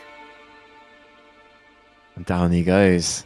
Down he goes, leaving just the... Is it a fox? Am I right in saying that's supposed to be a fox? Yes. Yeah, so that's the Shadow. That's the pet Shadow, so it'll change between Light and Void. I believe that was the pet that was released when Argus was being announced, or kind of around that time period. Can I say that it looks like a Volpera, or was that offensive? It kind of looks like a Volpera. I would say so. Oh, and so we've got the stun from Professor Punch with Fury of 1,000 Fists. And Isabella won this time.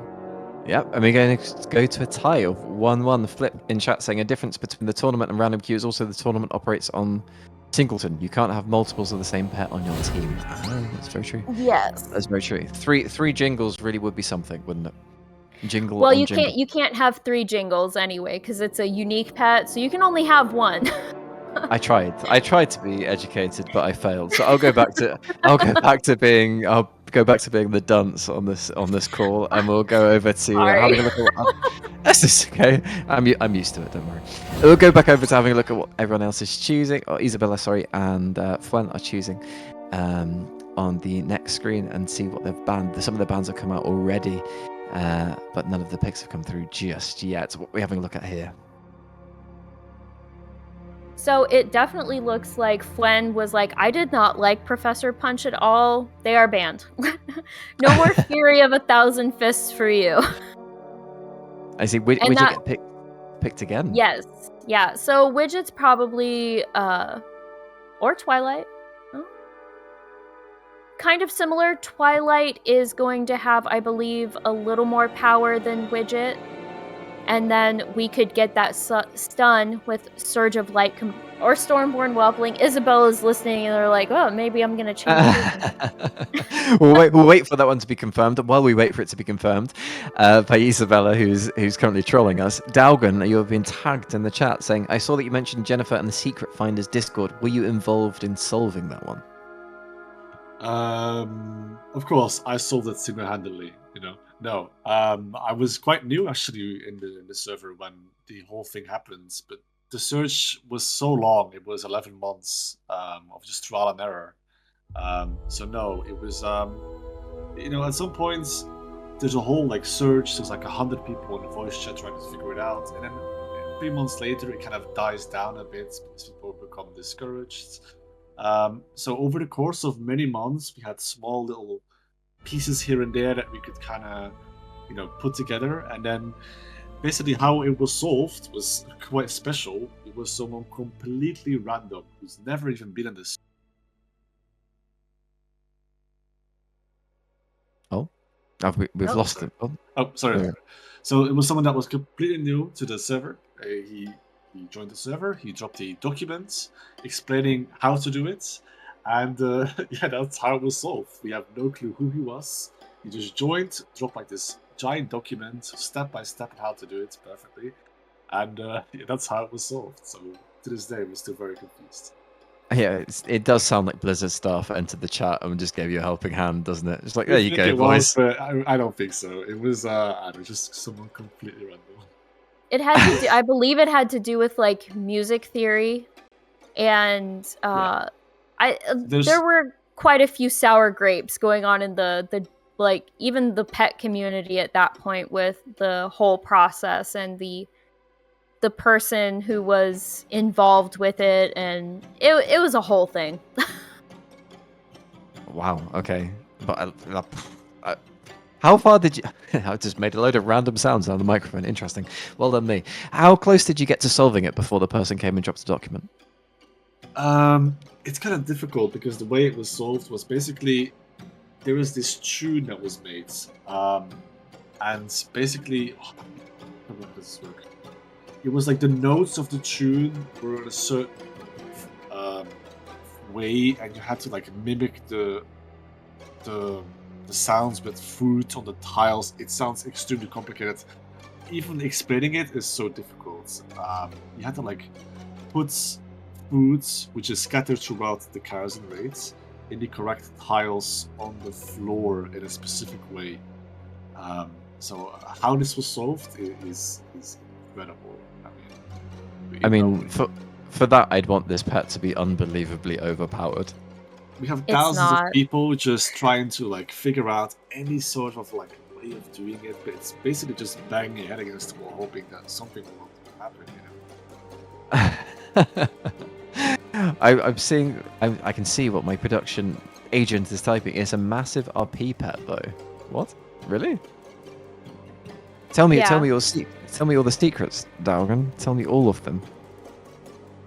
All the secrets? Well, yeah. It whispers evil things to you. I'm not sure about that one, but you know, it does. That is Ball, which is actually a really cool one. With that Ball, you needed to have Una and almost like the secret kind of quest line with Una as well to get Ball, which I think is really well done. Okay. Since we have you here, what is your favorite secret that you've found? Not you personally found, but what's your favorite one so far? I would say definitely Hive Mind. It's very notorious, and yeah, the whole quest, the whole little mini games you have to do with the platforms, and then yeah, I think just Hive Mind in general is a very cool one. It's also a very unique mount, and I think there's another model like that in the game. Okay. How was Season of Discovery for you? Are you active in finding all of the discoveries?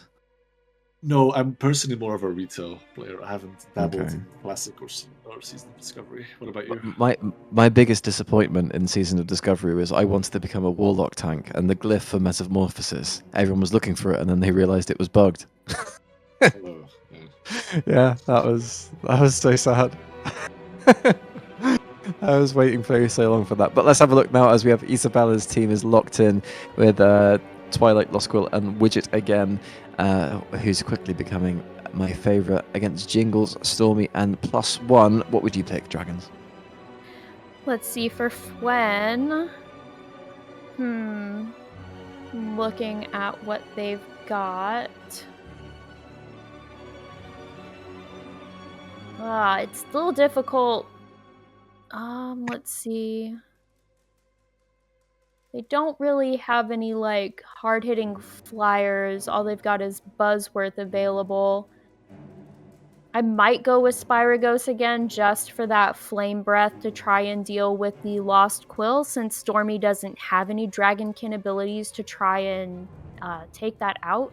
Or I might try to have Stormy in with the Call Lightning, and then maybe have some kind of dot going on. Or do a defensive pet, apparently, with the Pale Shell Crab. Well, we're seeing new pets, and obviously as things get further into the tournament, we are seeing the picks take slightly longer as the nerves start ramping up. So we're going to have those loaded. I mean, Isabella's got more of the speed again, but I mean, I don't know. Like, Stormy can hit pretty hard, especially if they can get Call Lightning on Twilight, or Jingles can get them with that swap in. Okay, and yeah, hashtag blame production as production was clicking around on stuff on Twitch. And then got kicked stopped the channel. Oh, production. Can we, yeah, F's in the chat for production, please. F's in the chat for production. But in terms of putting things in the chat, remember that we do have a giveaway still going on, which is not F in the chat for production. It's a exclamation mark ticket to win a Steam Scale Incinerator mount. We do have another one coming up after the half-time break, and it's going to be a pet. We're giving away a pet, courtesy of Radar.io. The mount and pet are both courtesy of Radar.io, so if you're interested in pets, which I'd imagine you are if you're here, then stick around and hopefully it's one that is interesting for you. I'm not going to tell you what it is in case it's not. I want you to stick around and find out as we hand back over to Dragons to teach us about what's happening. So we have started with the Lost Quill and Jingles, and predictably the Lost Quill has put Jingles to sleep before they can do anything. And I imagine that Isabella is going to try and blind... Oh, no, they swapped over to Widget the Departed to get the... to try and get Stormy. It does look like a bit of a decisive health advantage going on for Isabella here. But yes. I'm trying to cast. Do you feel it? Do you feel the expertise growing in me, the confidence, all because of what you're saying? I have no idea anymore though, because these are two pets I haven't seen. So back over to you. Yeah. So we've got Widget, and then we've got the Pale Shell Crab. Trying to get that Sandstorm up to help mitigate that pounce damage and kill Widget. Hit. Yes, yeah. Like I said, Sandstorm and Call Darkness got an unnecessary buff. Like, imagine they just took like a Fury Warrior and like buffed one of their biggest hit abilities for just no reason. Like, they just went, yeah, this ability's gonna hit like 25% harder. And they were like, and that's cool, and then they left it that way for like years. And that's kind of what we're dealing with weather. Well, talking about buffing abilities, Daugen as an arcane mage might be quite happy with the bit of changes coming in the next patch, where you have what they're removing. Oh my god, they're removing one of the things, and you get a new spell that mirrors 100% of the damage of the next spell you cast. So you just get double arcane surge or something like this, no? Really? I didn't know. Wow.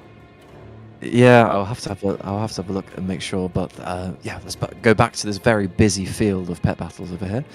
We did have a little bit of RNG come up, yeah. So they managed to get the presence down, but they missed with that Gift of Winter's Veil, and so Sandstorm giveth damage, and Sandstorm taketh the damage away from that 10% reduced hit chance, unfortunately. Okay, and then, but is there tanky pet going to save? Maybe with that, like, Sandstorm, if they can get get Twilight to get some misses here. And they do have that Shell Shield up for a couple of rounds to hopefully mitigate that Spore Shroom. And then they do have the ability that always goes first with Surge, which is a decent ability. The biggest problem with it is that it does less damage because it does always go first, and then you've also got the reduced damage from Sandstorm. So it's kind of like a sort of a war of attrition here. And now we've got Jingles back in as the final pet on Fwen's side. It does look like a single miss can completely turn the tide here.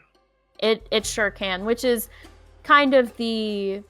Like I said, the give and take of using weather like Sandstorm and Call Darkness. And now we've got the Lost Quill and Jingles here, and I was like, Isabella's probably going to use the same tactic here.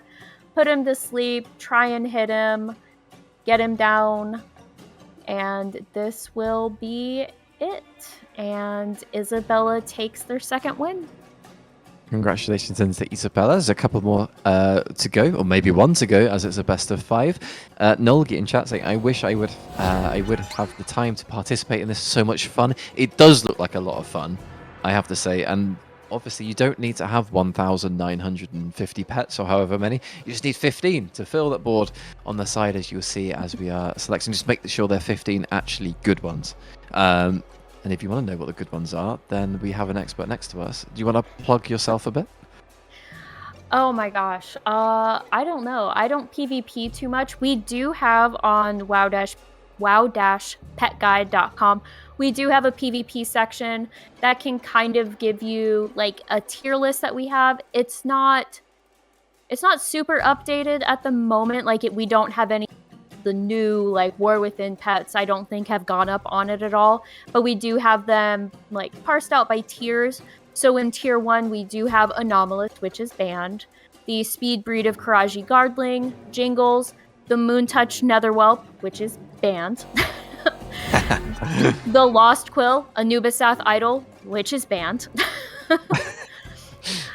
Twilight, the Golden Chirper, which we haven't seen so far, the Living Sandling, which is banned, the Timeless Mechanical Dragonling, Ichabod, which is banned again, and then the Violent Poultrid, which we have seen quite a bit, at least in their selections, not necessarily on the field this time around. We've only seen it a couple times today. And while we're on the subject of plugging, Daugen, is there anything you'd like to give a quick mention to? Oh god. Big shout out to the secret fan in Discord, Otherwise, no, not really. We'll try and get a link to the Secret Finding Discord into the Twitch chat. They do a fantastic job finding all of the secrets, as you'd probably be able to gather, as we talked about the pets earlier.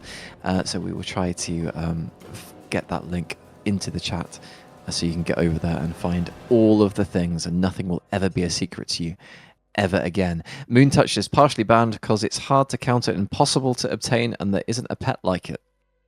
I will absolutely trust Flip.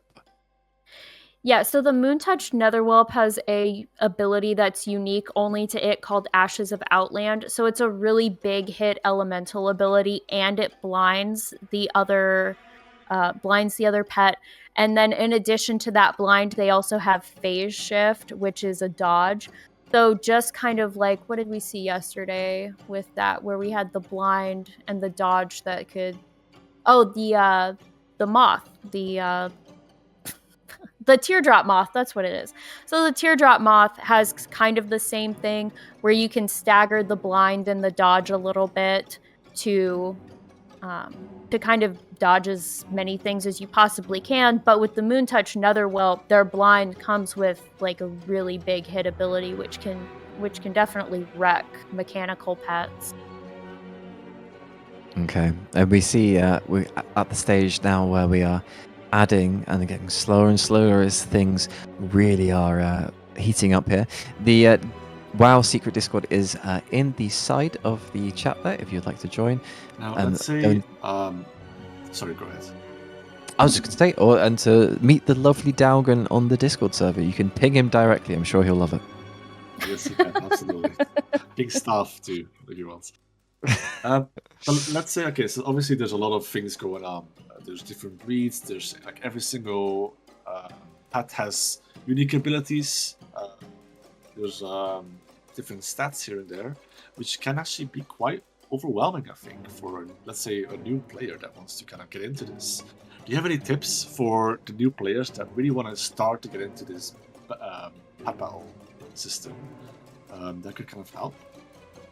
So I would definitely say start with an aspect of it you enjoy, right? So if you're a mount collector, maybe see if you can combine your mount collecting and your pet collecting, or if you're someone who's maybe you're leveling, because we're kind of at a downtime between the seasons for some people. They've already sort of fallen off of their raiding schedule and everything else.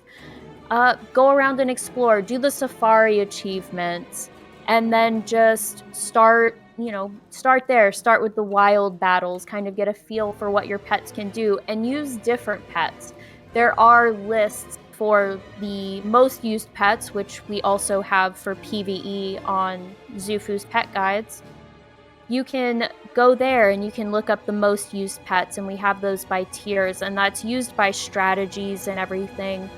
And just start playing around, just kind of start having fun with it. That's really the key here, is to just learn through having fun.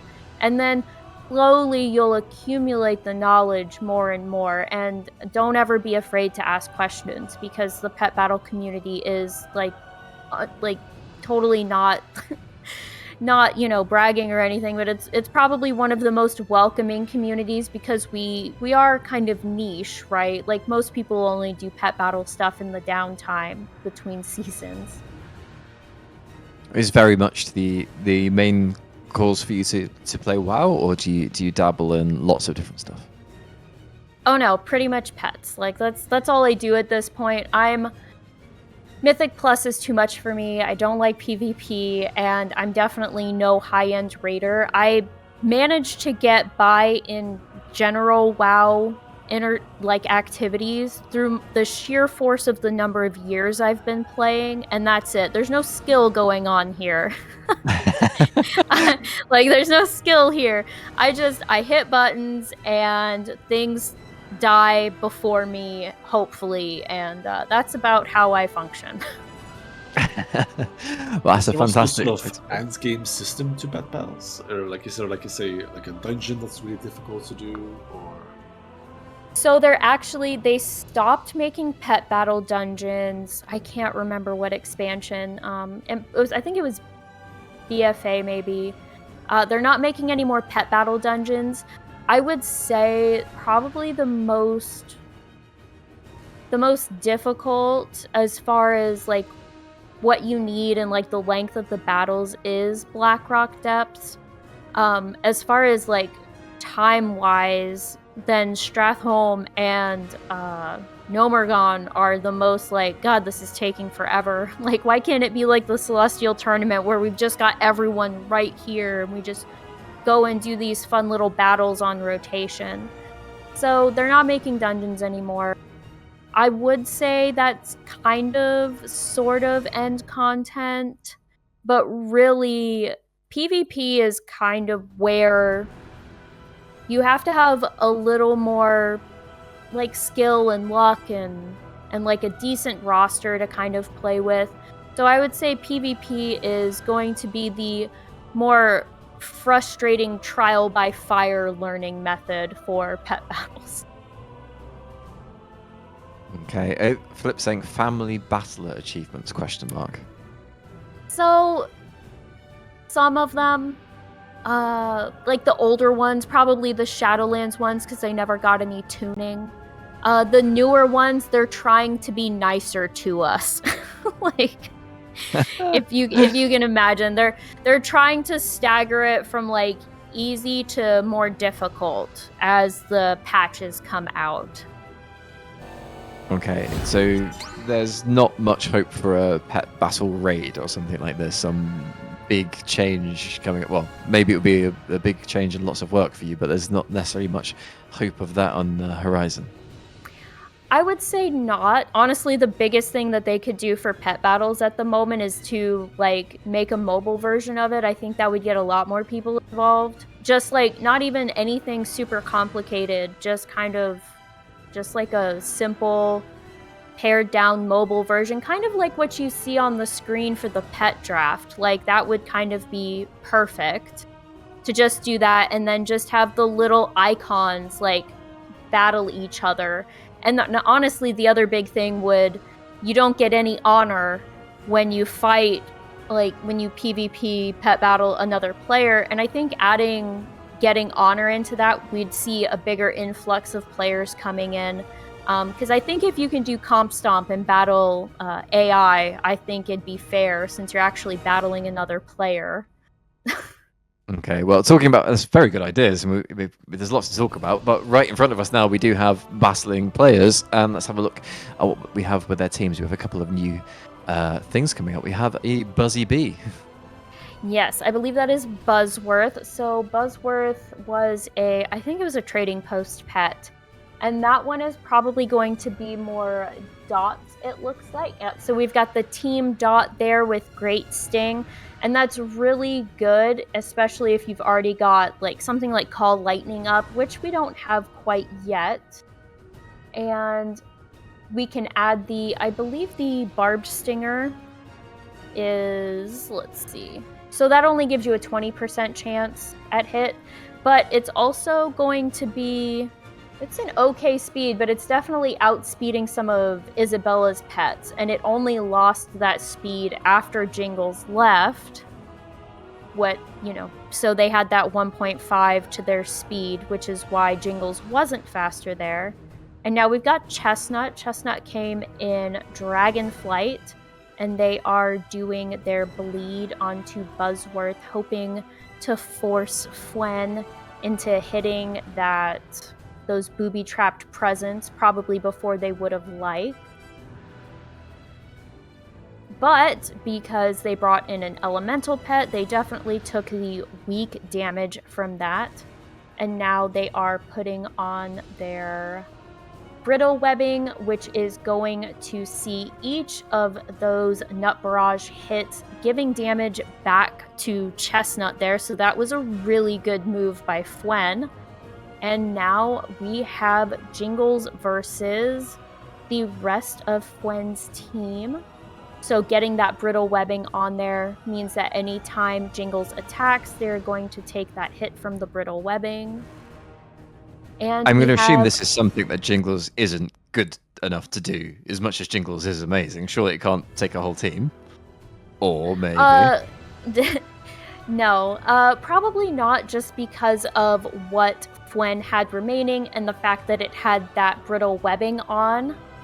And so they were taking damage every time they attack, and while Jingles is fast, they don't have a lot of health. Well, that brings us to 2-2. This next one is the decider for who goes through into the final. We've gone all the way. The second semi-final has gone all the way down to the wire. It sure has. The B puns keep rolling in the chat. If you want to find some B puns, then go for it there. Also, all your emojis, by the way, come up on the screen. If you want to cover this entire screen with emojis, then spam the chat, and you will absolutely confuse the hell out of us because we won't be able to see anything. But if you want that, then go ahead and let's see what happens. Daugen, what do you think about that one with the B? That's a different strategy.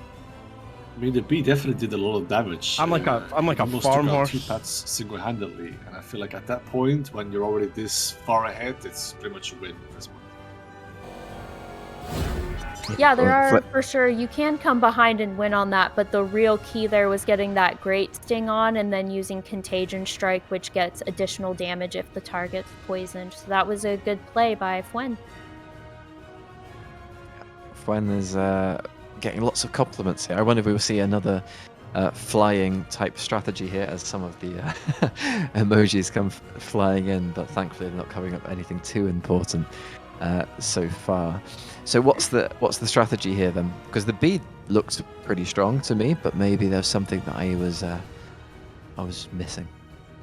So the B is going to be decently strong because it's going to have all that team damage going on with Great Sting, and that's with 322 power behind it. So that's a pretty good amount of damage.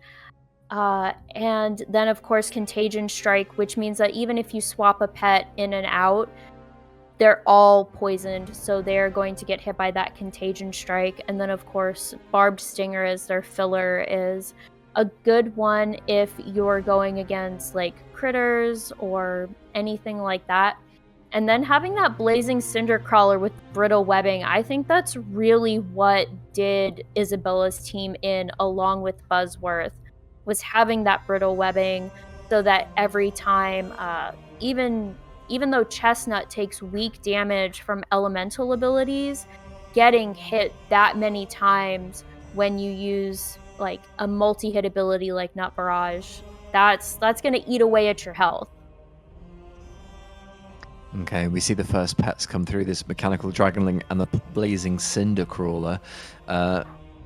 This is a bit of a change of strategy from what I can see from Isabella, and possibly the same sort of thing from Fwen. Let's see what the second picks are going to be. possibly Lost Quill, which would be a different pet again, but one that we've seen so far today. But I don't want to mention it too far because sometimes when they're not locked in, you end up just chasing them by saying, maybe this one? Oh, no, it is locked in now. So a completely different strategy perhaps coming on from Isabella for this decisive semi-final to see if she gets through to the final, simply enough. Yeah, so definitely. The Isabella looks like maybe they're going for a little more speed. Although that Blazing Cinder Crawler, if that one gets used against the Mechanical Pandaren Dragonling, that one's a little, I don't know, that one's a little iffy. Just because of that brittle webbing. And of course, like imagine getting brittle webbing up on the Mechanical Pandaren Dragonling, and then Thunderbolt hits 3 pets, and then you're getting hit 3 times by something that does strong damage to you. That can really take the oomph out from under you on that. Okay, just this final call, therefore, for the Steam Scale Incinerator Mount giveaway over on Twitch. Exclamation mark ticket to enter that. Make sure you've entered, because that's going to be ending as soon as this battle is over. Flip saying there's a pet named Bop who is a bee and wears a cowboy hat. That sounds quite something.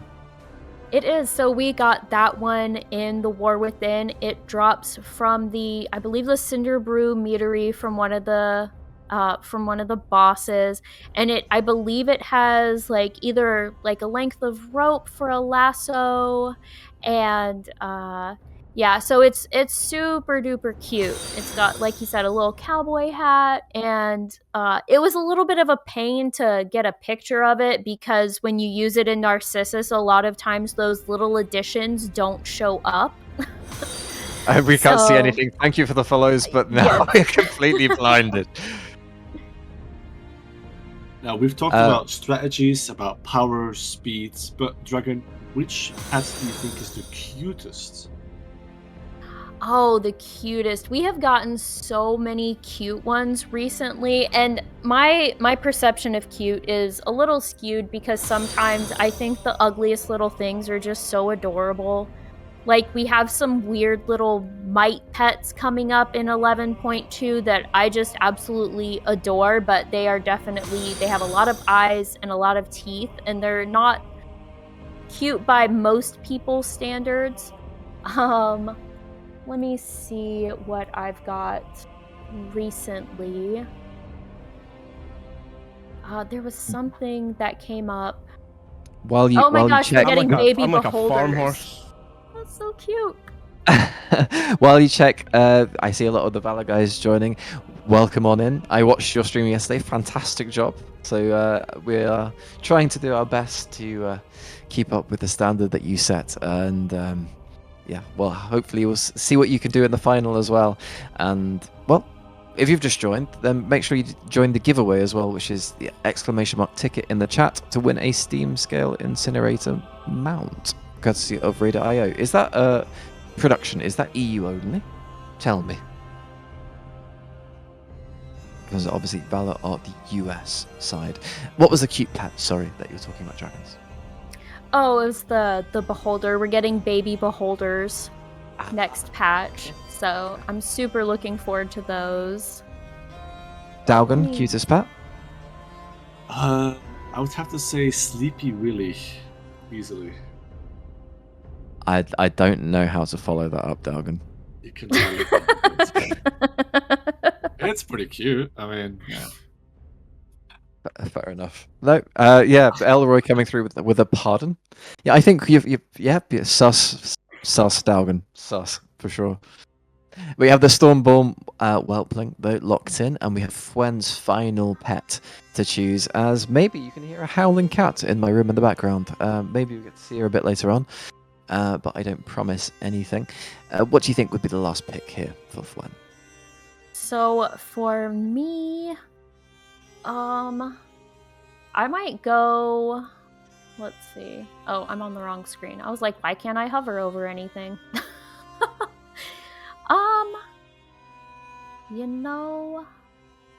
Trying to look. Might go with Stormy. Might go with the Violent Poultrid since Buttercup's kind of. I imagine they're going to use Call of Winter. and adding that on, or the portentous present. That one's good too. So for that one, what you can do is you can lay down booby trap presents, and then you can force swap the other player into coming in and hitting the presents. So maybe there's just a trap present strategy with the amount of other presents we've seen that ended up being traps on the floor. Maybe that can be a strategy that someone comes up with as we are ready to get in to the final round of the second semi-final between Fwen and Isabella. 2-2 and a best of 5. Good luck to both of you. Hopefully the win doesn't come about because someone having a massive spell of misses, as we were talking about earlier. So hopefully there's no luck, all skill, so it feels fair and just. What are the predictions then? 2-2 so far. Is anyone coming into this as a favourite based on the picks so far? I would say, I don't know. It's kind of even. I'm liking, because Fwen just has the one pet that's faster with Buttercup, but Isabella's definitely going in a little more on the speed, except for the Stormborn Whelpling, which can definitely hard counter that portentous present. But we'll have to see, because every time I've tried to predict something, they've done something different.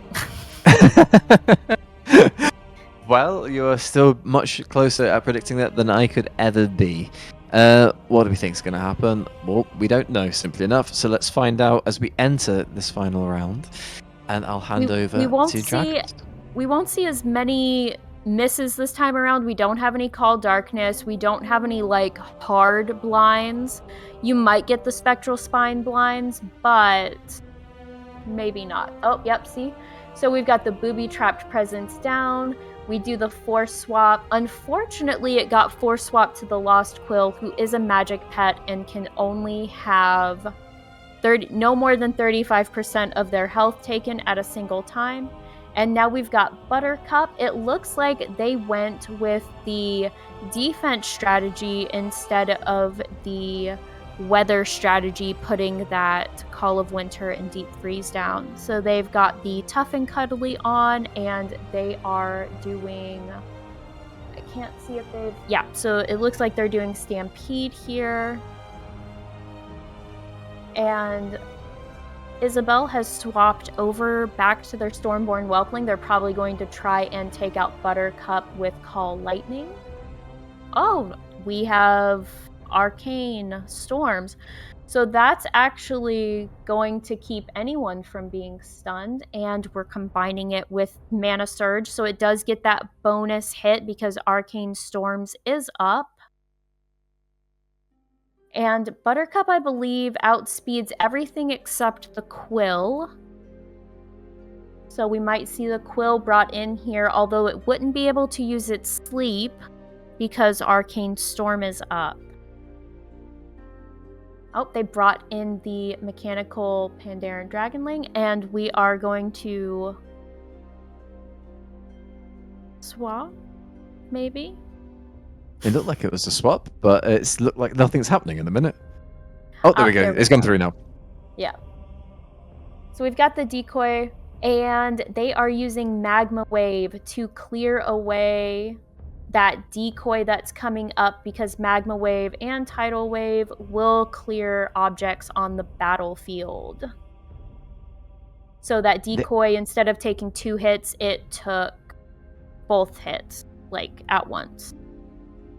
This is getting more and more in depth by the second here as we get into the properly tense time here, as both competitors fighting for a chance to be in the final against Tanixion. As we're getting low here, as another pet goes down, there goes the Quill.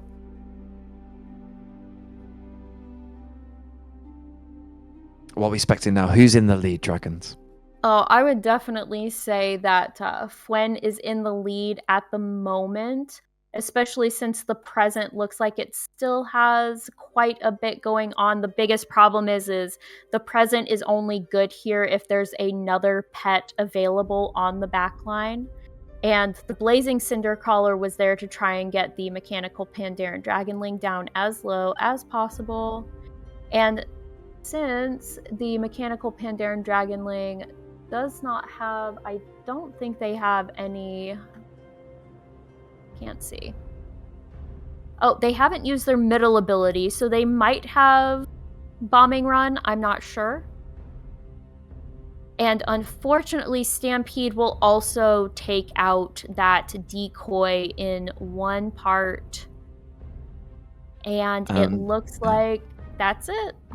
And that's it. Congratulations to Fwen, who's going to go through to the final to face Tanixion. Tanixion actually in chat saying there was an anti-synergy with Quill and Arcane Storm. There was a tense battle. That's probably the closest it's been. And hopefully it's going to be that tense and interesting going into the final. Just remember, we're going to close the giveaway very soon. But as soon as we go to the break, then that's going to be it. So exclamation mark ticket in the chat. Congratulations to Fwen, which means it's going to be Fwen and Tanixion in the final. Daugen Dragons. Talk to me. What do you think, Daugen? Was that a good fight? Absolutely. Like the other rounds as well. If it seems like one more ability and it would have been completely different.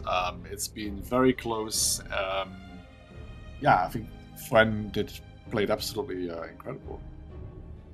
Yeah, I think the difference there was, like they said, the anti-synergy between Arcane Storm and then the Quill. Because that Quill, the sleep is really clutch there for that ability, or for that battle, is being able to be faster, put the other pets to sleep, and you can't do that when Arcane Storm is up. And I was fully expecting that they were going to have Call Lightning there to try and take out Buttercup, and they didn't, and that would have taken Buttercup out, which means that we wouldn't have lost Decoy in that last round. And, you know, I think it would have gone a different way if Call Lightning had been used.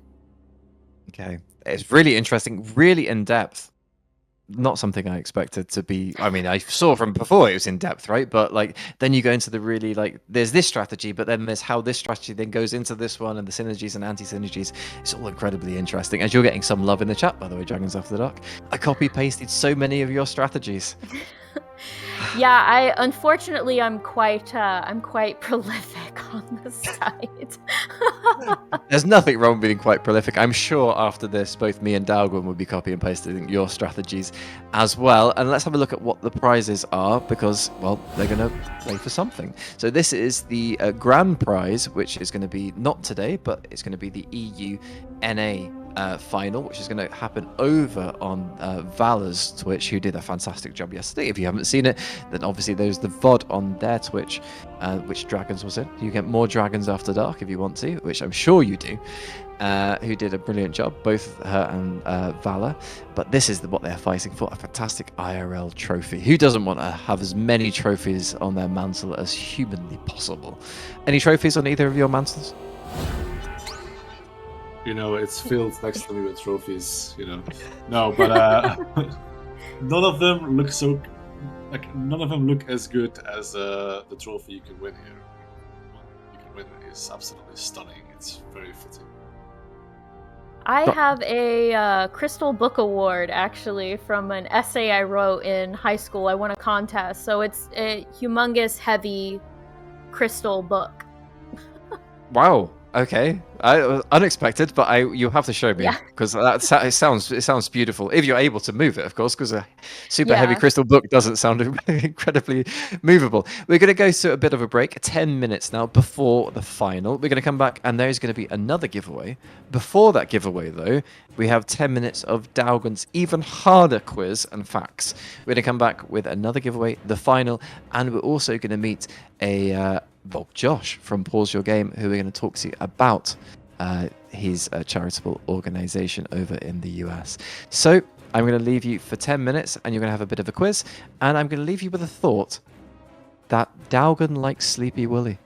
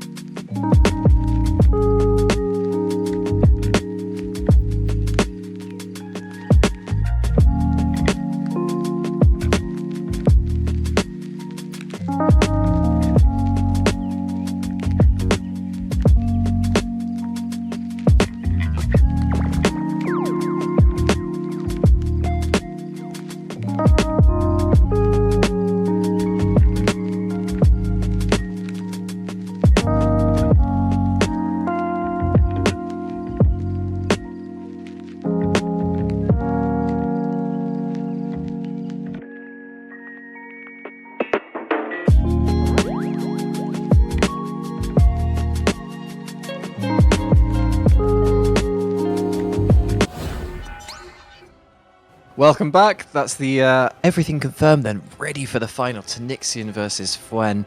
We have, well, a long road ahead of us. Or a short one. Hopefully a long one, but we'll see what happens. Who knows? What are your predictions going into to the final in, 20 minutes time or so? We've got a bit of action before then. What are your guys' predictions or hopes? I think, because I'm already kind of looking at the first set of pets that they've gotten. And looks like Tanixion's going for more speed, maybe a little power, because I'm seeing some classic. We've got Graves, we've got the Bone Serpent. And then Fwen, a little bit of speed too, so they've both got Jingles. They've both got the Violent Poltrid. They both have the Lime Roboclucker. Yeah. So we're seeing some consistencies between the two. I think they both have Lost Limb. Yep. So it'd be funny to see like a same pet matchup, but I don't want them to do it just for the lols or anything. I want them to try their hardest, of course. I'm just saying it'd be funny. Oh, double Jingles! We have double Jingles again. Daugen, what do you think is gonna happen? Do you think Tanixion's strong grasp on this tournament is going to continue, or will they finally lose a round? Well, as Dragon said, both contestants have very similar pets. So maybe the ones that they don't have, the ones that they don't have duplicates of, will be maybe the ones that will change the outcome of the battle. Of course, Fwen did a fantastic job, and Tanixion had no losses so far, so maybe that will change. Okay. Before we get into any of that, we first have a bit of a special guest from PawsYourGame itself. You saw him earlier, if you're here from the beginning, and we've been talking about PawsYourGame for this whole time. So we have a bit of an interview with Josh from PawsYourGame, and I believe we have something to show you. Here we go. Here is Josh himself, as you can see him on screen. Hello. Oh wow! You have all of the animals ready and waiting to go. Oh yeah, they're not camera shy, unlike me. Well, you're doing a fantastic job for someone who's being camera shy. As is someone else I can see. Yeah, so, this is Kiko. Wow. Tell us about PawsYourGame. So PawsYourGame is a nonprofit, and in a nutshell, what we do is we help try and save animals in shelters from being euthanized. We mainly work with gamers, streamers, and content creators to raise money and awareness for the animal rescues that are in our partner network. In the United States, I don't know about Europe, but I'm sure it's probably the same or close to. Shelters are extremely overcrowded, underfunded, and a lot of the animals that are put to sleep didn't really need to be. A lot of them are perfectly healthy, and they're just in the shelter too long without any interest in being adopted.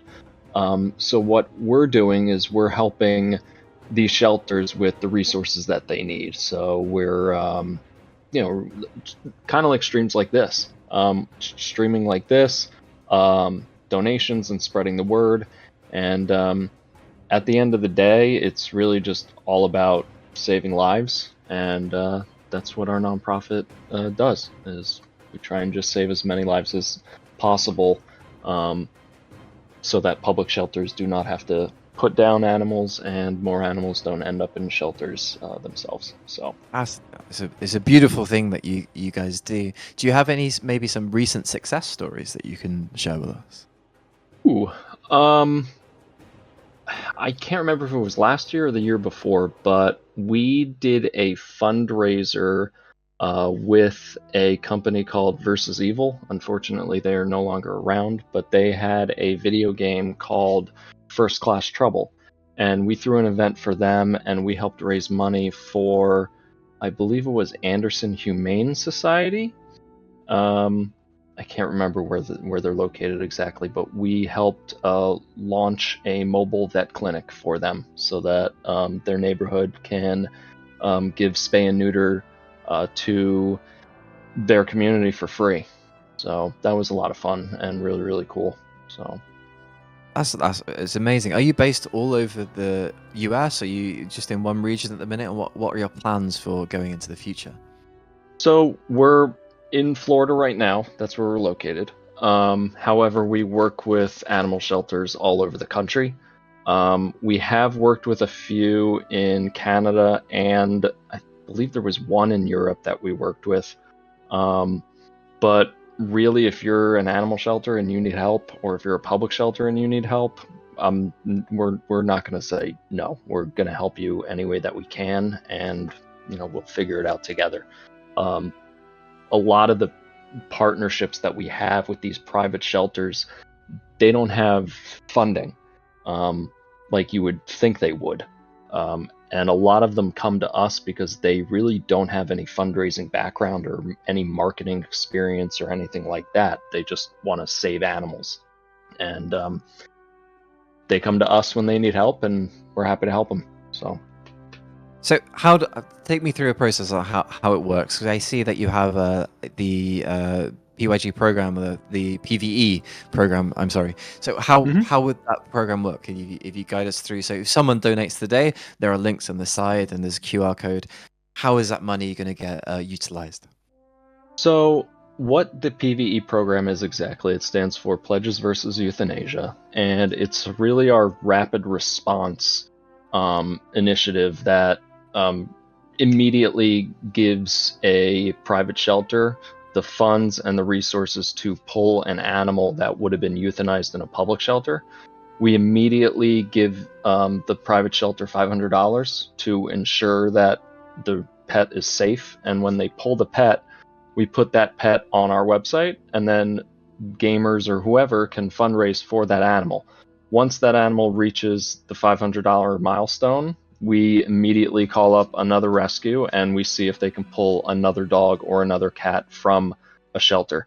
If they can, we then take that $500 and we give it to that rescue, and they pull that dog or cat, and then we place that animal again on our website, and then it just keeps going. So it's sort of like a chain effect in trying to, I guess, gamify animal rescue in a way. So the more funds that we raise and the faster that we raise them, the more animals that we can save. So. Okay, this is an unbelievable thing that you guys are doing. I hope that people in chat are going to be generous, or at least consider in the future clicking on those links. Are you guys open for people perhaps wanting to work with you rather than investing money, investing time in helping? Is that an avenue that you're willing to take if people are wanting to help that way? Absolutely. On our website, there's a couple places where you can actually sign up. On our Discord, you can join our Discord, and there are volunteer opportunities as well as other positions. We need all the help that we can get, along with all of the partner shelters that we have. So the more the merrier. Okay, that's brilliant. Dragons, Daugen, do you have any questions for our lovely and very charitable guest? What was your favorite story? Like, what's the one that really just got you? Ooh, so I, for a long time, wanted to do hospice fostering, and I know that a lot of people like that immediately makes them sad and depressed. I've fostered over, I think at this point it's probably like 25 to 30 dogs and cats. 3 of them were hospice, and the thing that I guess is the dopamine boost for me is watching a dog that's completely and utterly broken transform into a dog that's now loving and caring and shows just complete unconditional love. And with all of the hospice fosters that I had, especially with this one dog, Gina, she had a form of cancer that was awful. The tumor that the vet removed, I think it was like 30 pounds or something like that. He said in the 20 years that he's been in animal medicine, this is the largest tumor he's ever seen. And they removed that tumor, and the tumor kept coming back. And I probably had her for 6 months, I believe. Incredible dog, but the first time I got her, like the first month, just completely broken. She was in a shelter waiting basically to die, and a private shelter pulled her from that shelter and got her the help that she needed. And just fostering those kinds of dogs, just it keeps me going. And I know a lot of people are probably like, I can never do that, I'm not strong enough. I used to think that, and then I jumped like head first into it, and I can tell you that it is one of the best feelings in the world when a dog that is completely untrusting, or a cat that is completely untrusting, all of a sudden opens up their heart to you. And yeah, that's the dopamine boost that I get from animal rescue, is that, knowing that the animal is now safe and they can live out their best days, being fat, lazy, and happy. So. Well, I mean, I'm sure there'll be people who want to apply to become your pet. If they want them to live fat, lazy, and happy, I'm sure people will. Daugen, any questions for our lovely hero over here? Where do you see your pause for? Sorry, let me rephrase it. Where do you see Pause Your Game in a few years if it's successful? Ooh, so we're in the middle of kind of reforming a bunch of our programs at the moment. So we've had PvE. We're going to be launching one called Pug, which is our community program. I think it's Players Uniting for Good is what it stands for. That's going to be like a community effort where other communities can join us and actually raise funds for us on our behalf without us having to do much heavy lifting, kind of like what we're doing now with Valor and Starship. Sorry, I'm clearly getting distracted. Yeah. But our major goal is to really just fund and help these shelters with everything that they need. Growing our community is one of the major ones. That alone, I think, will not only help us, but it'll help every single charity that we're connected to. So I'm hoping that within the next 5 years, we'll be able to actually launch our own shelter as well. We've been wanting a sanctuary for a while now, and so that's kind of on the horizon as far as future plans go. We also are bringing back, sorry, no, this is long-winded, we're bringing back our spay and neuter program. So if any streamers or gamers have a dog or a cat that they rescued from a shelter and they weren't spayed or neutered when they got them, we will pay for that.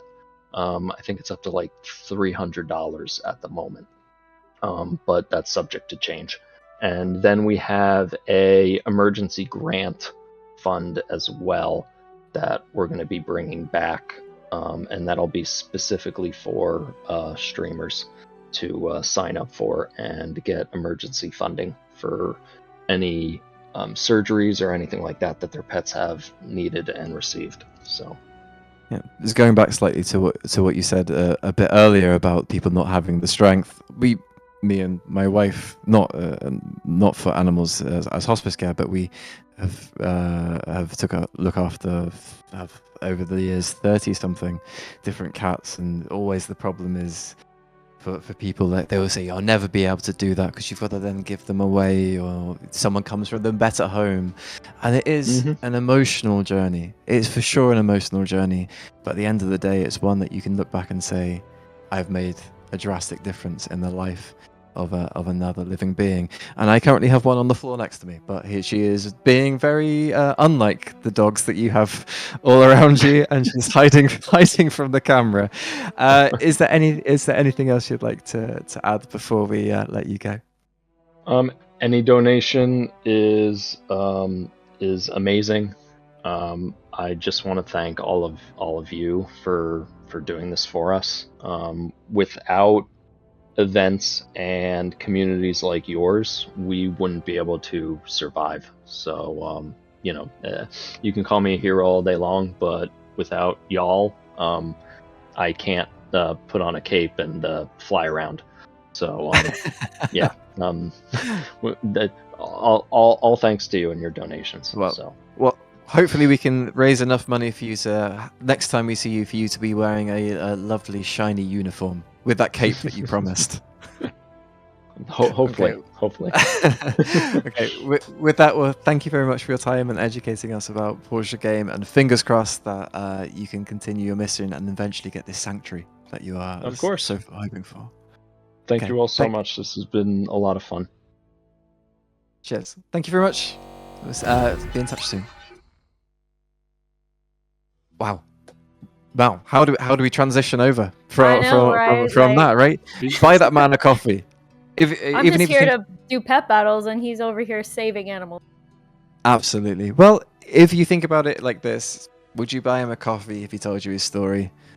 Yeah. Oh you yeah, would. for Absolutely. sure. If you can save a couple of dollars and throw them at him. Not literally throw them at him, of course, in his direction. But let's have a look quickly section over to the prizes that are on offer for this event, and maybe that can be a way of transitioning us from the emotional to the pet battle. This, of course, once again, is the grand prize for the NA versus EU tournament, which is going to be held later on the lovely Valor Twitch channel, of we've mentioned many times about how lovely this thing looks. Maybe one day I will be good enough at pet battles to win something like this myself, but I doubt it. I don't think that day's going to come. You'd have to hold my hand, dragons. Just back here whispering like, yes, let's do this. This is the strat. Yeah, do it now. But no, it's not going to happen for me, so I'm going to look enviously at this trophy.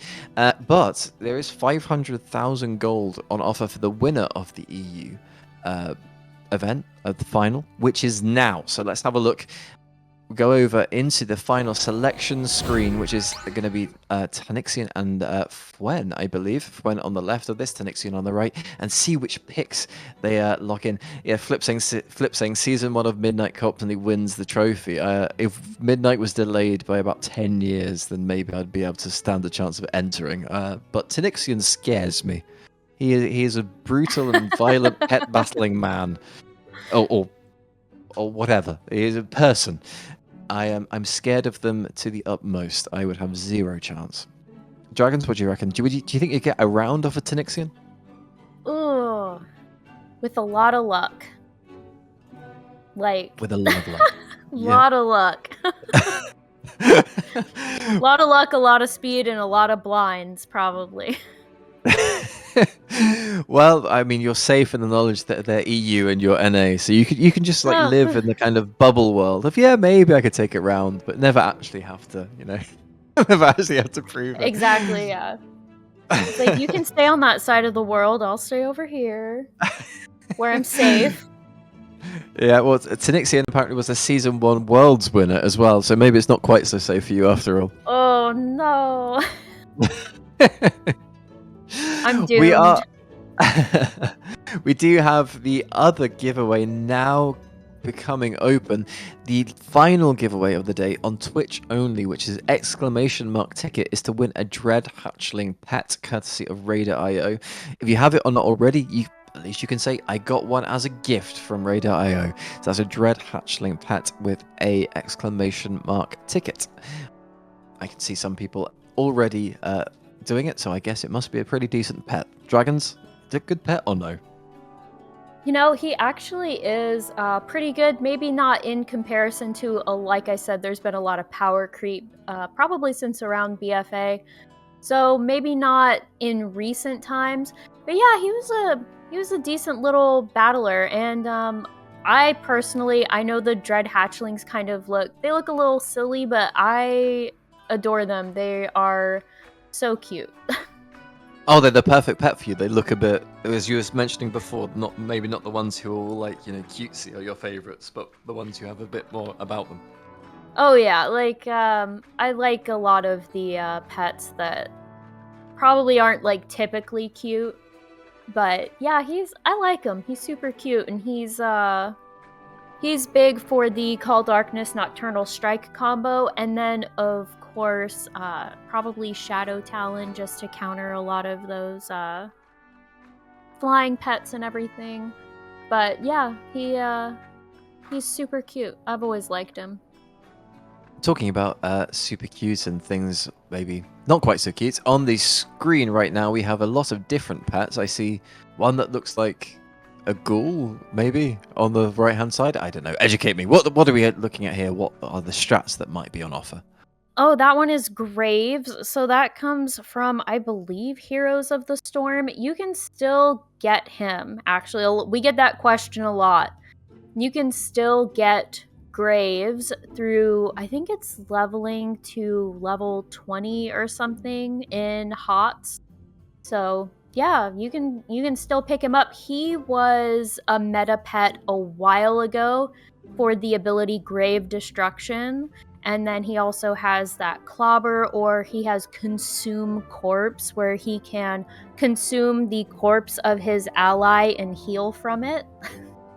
Wow, that's something. That really is quite. He also has Bone Storm, which is my favorite part of any boss ever, I think.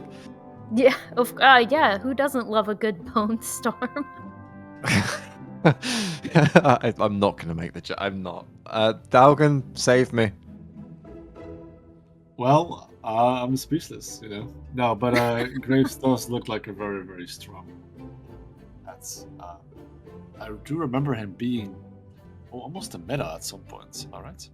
Yes, he was, yeah. Definitely with that 297 power, the fact that he's an undead with the resurrection and grave destruction, which I believe, if I'm not mistaken, also clears objects on the battlefield. So he was probably really good to have for things like decoy or any kind of wall that someone might put up, like Beaver Dam or anything like that. So that one was definitely a meta pet at some point. Okay, as we see the final pet to pick. Why do I keep doing this to myself? It's so hard to say some of the things I want to say. Is currently being selected by Fwen, and then we're going to go into the final selection process. Obviously, this is going to be a best of 5. So whoever gets to 3 first wins. Tanixion unbeaten. Fwen going up against the monster over here. We'll see how many rounds they can chip away. Predictions, it's hard to say that. It's hard to really see Tanixion losing, but we're definitely open for the possibility. Definitely Right? some new pets. Definitely some new pets going on. Tanixion won season 1. They're very close to winning. Being on the way to win Worlds for season 2. Will Tanixion domination continue? We've seen some very interesting looking pets, but I see Fwen using an alpine hare, which, in my opinion, it looks very, very basic. Is this really the way to go? So, if you're not going to see a lot of beasts, and you might be going against someone who perhaps has, like, Graves on the other side, Graves would definitely get destroyed by the Alpine Hare, which just got banned by Tanixion. So, critter pets are good counters for undead pets because critter pets do strong damage to undead pets. And rabbits have, like, they've got the dodge, they've got the burrow. Usually they've got a lot of speed under their belt. And as long as they're faster, you can have flurry slotted so you can get 2 to 3 hits per round. So it's a good counter for undead. Unfortunately, Fwen is not allowed that counter this time around, so it makes me wonder if we're going to see Bone Serpent or Graves come up on Tanixion's team. These picks almost look like a game itself, you know, like chess almost. They're kind of countering and seeing kind of what they can play instead. Yes, absolutely. So the Venture Bombshell, first of all, I love the crabs with the new bombs on them. It is the only pet we have that has a accuracy buff for the pet plus Demolish. So you don't need an accuracy buff from another pet to be able to use Demolish at 100% with the Venture Bombshell. And it was actually one of the pets that I gave feedback on the PTR. It already came with most of those abilities, but I was like, look guys, look.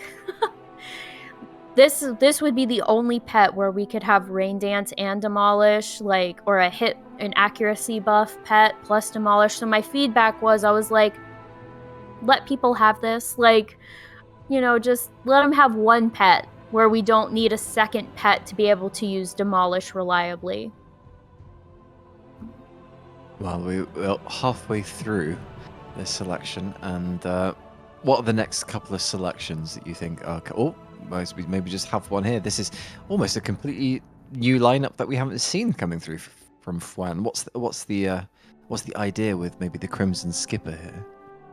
So the Crimson Skipper is either going to be using that Call Darkness and Nocturnal Strike, and then of course with Buttercup having mostly beast abilities, the Crimson Skipper would be kind of safe from them for a little while if Buttercup's the one they go against. And then of course we're seeing Tanixion grab that Umbral Amalgam, which has been really heavily used, and I'm surprised this is like the first or second time we've seen it today. And with the Crimson Skipper, the big thing is being able to use that Drain Blood. Now, if Fwen had some kind of sunlight going on, that Drain Blood would be even better because you get that heal buff and your health bar gets even larger. So a lot of times combining things like Drain Blood with Sunlight is really good, but even by itself, it's still pretty decent at keeping flying pets above 50% to keep that speed buff. Okay, and the same question for you as always is what's the final pick here for Fwen, considering Tanixion's team's locked in? See, Beast, Mech, and Magic. We don't really have anything to counter the Umbral Amalgam. So if they can manage it, maybe Drax. Drax is adorable. We got him in Dragonflight. You could have that Tail Sweep and Sludge Claw, or even Unrelenting Flames. Or maybe they're going to go for something that might outspeed them or might last a little longer. Oh, they grabbed Drax. So maybe that'll be the final pick. Your prediction was right. Yeah. Yeah. You were saying you never got the prediction right, and this time you absolutely nailed it. You're just waiting to the final where it counts the most. Exactly. I was. Oh, they changed it. Oh no. Oh. Okay. Well, I didn't see the Stormborn Whelpling up there. That one would work too, and it'll have more counters than just the Umbral Amalgam. So we'll have Tail Sweep and Call Lightning probably. Okay, you knew it all along. You knew it all along. Oh yeah, no, of course, yeah. We'll edit it after. Don't worry, it's fine. Right, edit it in post.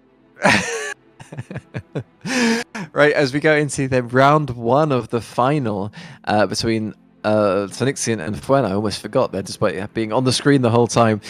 With, as I've said many times before, Tanixion's invulnerability being challenged, and we'll see just what happens with a completely new lineup from Fwen, an experimental final team lineup. I'm excited to see what happens, and slightly worried for Fwen given the record, but I believe in them. I'm sure they can do it, and we move over now to see the final combat take place in the absolute beautiful setting here. Very, very well picked. And as a reminder, just before we start, it's a exclamation mark. Oh my god, I just gone through my mind completely. Exclamation mark ticket to enter for a chance to win a Dread Hatchling pet. There we go. There's going to be a poll created as well in the chat, or who you think will take round one, Fwen or Tanixion. Make sure you cast your vote as we enter combat, and I hand over to Dragons. All right, so they grabbed the Stormborn Whelpling, and Buttercup is up first. We've got a lot of weather changing going on, which was good for Tanixion, because that meant that they got to use that Call of Winter and Deep Freeze combo to put the Stormborn Whelpling on ice, so to speak. And they only got one hit off of that, or they tried to get Mana Storm And usually you want Arcane Storm up with that because it gives you a bonus hit. And unfortunately, it looks like Buttercup has gotten the Crimson Skipper below 50% HP, so Buttercup is faster. And they countered the Call Darkness with Call of Winter again, which made Nocturnal Strike miss. It's going fast here. Like, these ones are going fast. And we do see them trying to use that Rain Dance and Demolish together, but it didn't work. They got frozen out, and Buttercup is dominating right now this team. And so the Crimson Skipper is out, and you do get that bonus hit from Call of Winter if it is already up and you use it again. And it looks like this one's quick. This is a quick one. Wow, this is a dominant moose. Jesus. Yes. Woo. Tanixion, wow. The moose definitely won. Fwen won the vote for who will take round 1, but unfortunately, for Fwen anyway, it wasn't to be, as round 1 very much goes to Tanixion in one of the fastest rounds that we actually had. Yeah, I think that's the fastest round so far, and that was all Buttercup. Like, build me up Buttercup, I guess, because, like, woo, built Tanixion up for that round. Like, that was quick. Absolutely, Buttercup getting insta-banned in the first 2 seconds of the next picks. Yeah, for sure. Like, we're not doing that one again. Yeah, people say I'm going to level Buttercup up next, yet decided for them. Oh yeah, I love that pet. So it came from the trading post, I believe. It might have been a Traveler's Log reward. I can't really remember. I do know it came from the trading post, and I, like, the first time I saw its moveset and its speed, I'm like, I love this pet. It's so great. Well, let's see what Fwen decides to ban. There's there 2 bans coming through, but it doesn't look like Buttercup is going to get banned. Oh, that's surprising. I definitely probably would ban Buttercup. That's just me, but we will see. And it looks like the Violent Pultrid got banned for both sides, and then taking out that hair again, even though we didn't see any undead on Tanixion's team. But Fwen's going to try their hand at the Buttercup this time around, so I'm wondering if we're going to see Buttercup versus Buttercup, which, just like Jingles, would have that speed tie, so we're going to see who gets the coin flip of going first. So we might see that again if Tanixion grabs Buttercup. Okay, well, I like that we're having this Buttercup off over here. Right? If it gets picked, of course, because who knows? But there's the Umbral Amalgam picked, which is we've seen it used devastating effects before. So I do wonder what's going to happen. Tanixion with their ban, will it be Buttercup? Will it be something else? Valor Gaming in the chat, how goes the battles? This is the final. This is Fwen v Tanixion. Tanixion is 1-0 up in the final. And it was a very quick first round, so we're going to see how Fwen decides to counter coming into this. What would be your strategy here, given what happened in the first round? So I think obviously having Buttercup might be good, because it might make Tanixion go, oh, you know, maybe I don't want to have, like, the Buttercup v Buttercup. We do see Drax coming in this time around instead of the Stormborn Whelpling, but that's because that one got banned by Tanixion. And so far, it's really going to depend, because the Umbral Amalgam, if Tanixion has the speed breed, like the pure speed breed, that will still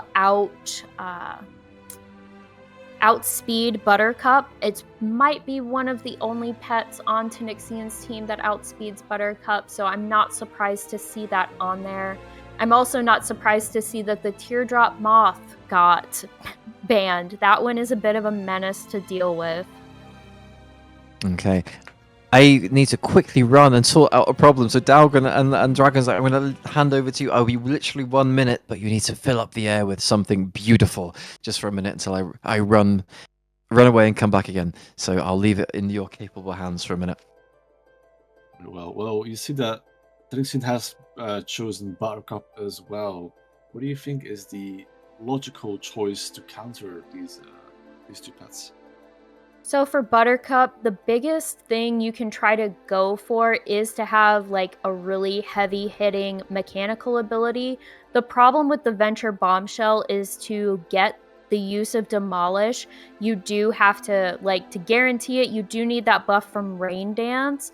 And the biggest problem in PvP battles is you don't want anything that's going to take you more than a round to implement. You want to be able to just have that, you know, that quick single round, this is what I'm hitting you with.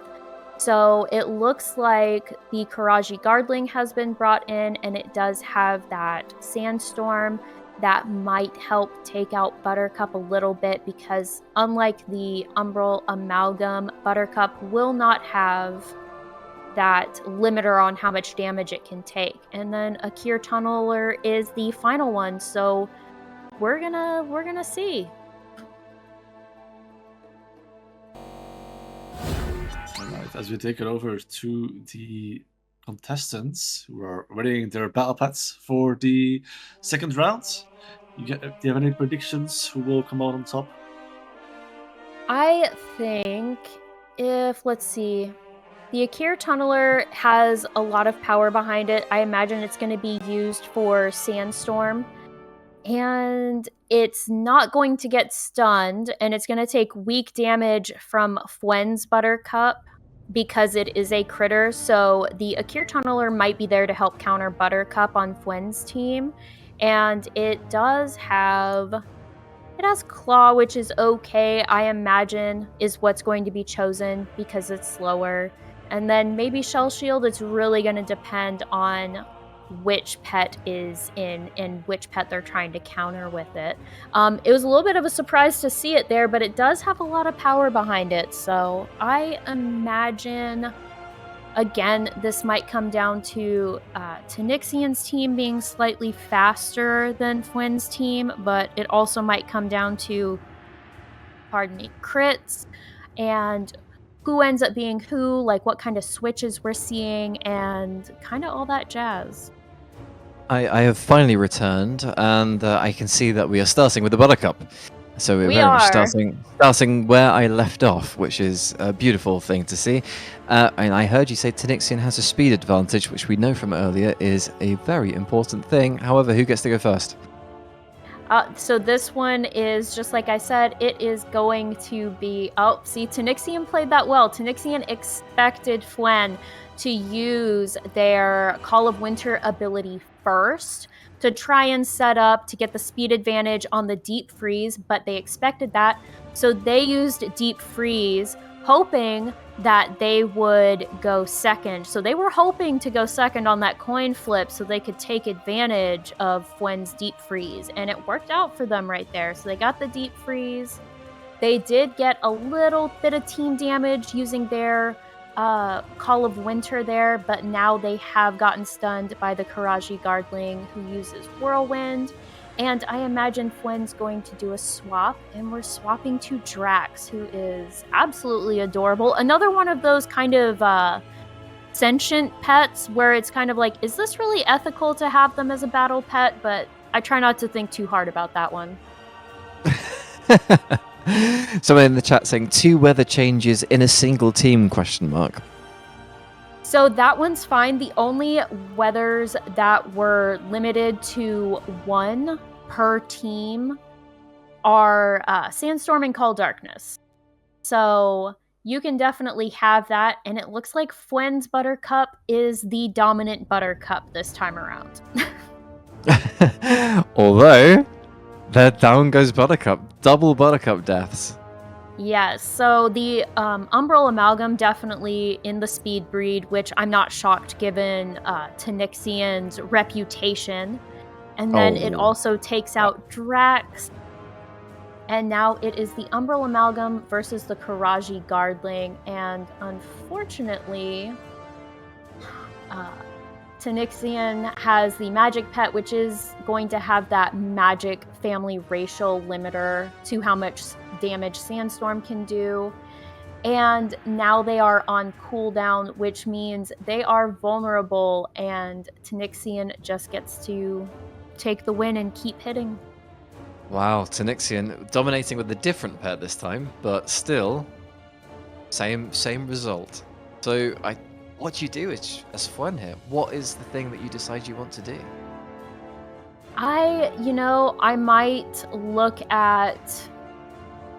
I'm not sure. So the problem is like knowing when to switch, when not to switch, and that can be a little difficult, especially when you're dealing with a lot of stuns. It's like, do I take up a slot for a pet to make sure no one can stun when we've got Arcane Storm, but when that stun is dependent on a weather, it means your weather's getting changed.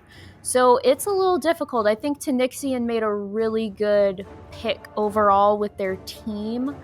I would imagine, like, looking at the team, I'd probably try to do things like, well, I would try to do the Stormborn Whelpling, like Call Lightning and Thunderbolt to get that big hit plus some team damage with Thunderbolt with the extra damage from Lightning Storm. But Tanixion was like, no way, you are not allowed to have the Stormborn Whelpling. So they were concerned about that. And the Alpine Hare is gotten rid of again.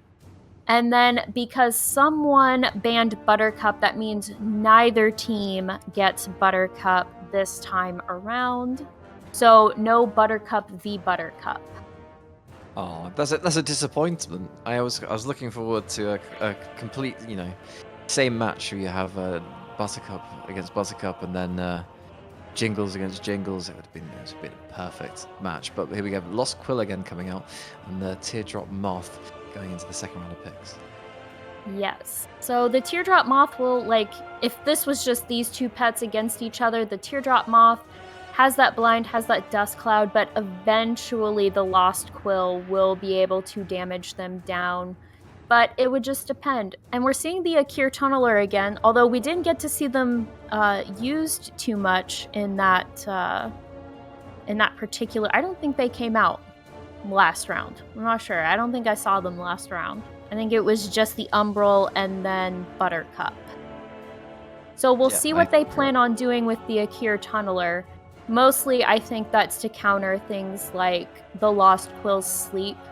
So if the Lost Quill gets swapped in, Tanixion can swap to the Akir Tunneler, who isn't going to be impacted by that stay a while and listen sleep. And then second pick. Yeah, so Fwen got the Rose Taipan, which could definitely take out the Akir Tunneler, use that blind, use that puncture wound, and then I imagine Poison Fang. And we have finally seen an undead pet from Tanixion, that ban from the Alpine Hare coming in handy. We're going to see Graves. So it kind of makes me wonder how these are going to play together. This is an interesting setup. What's the last pick then for Fwen? Let's see. I don't think they have any critter abilities left to them. So for Graves,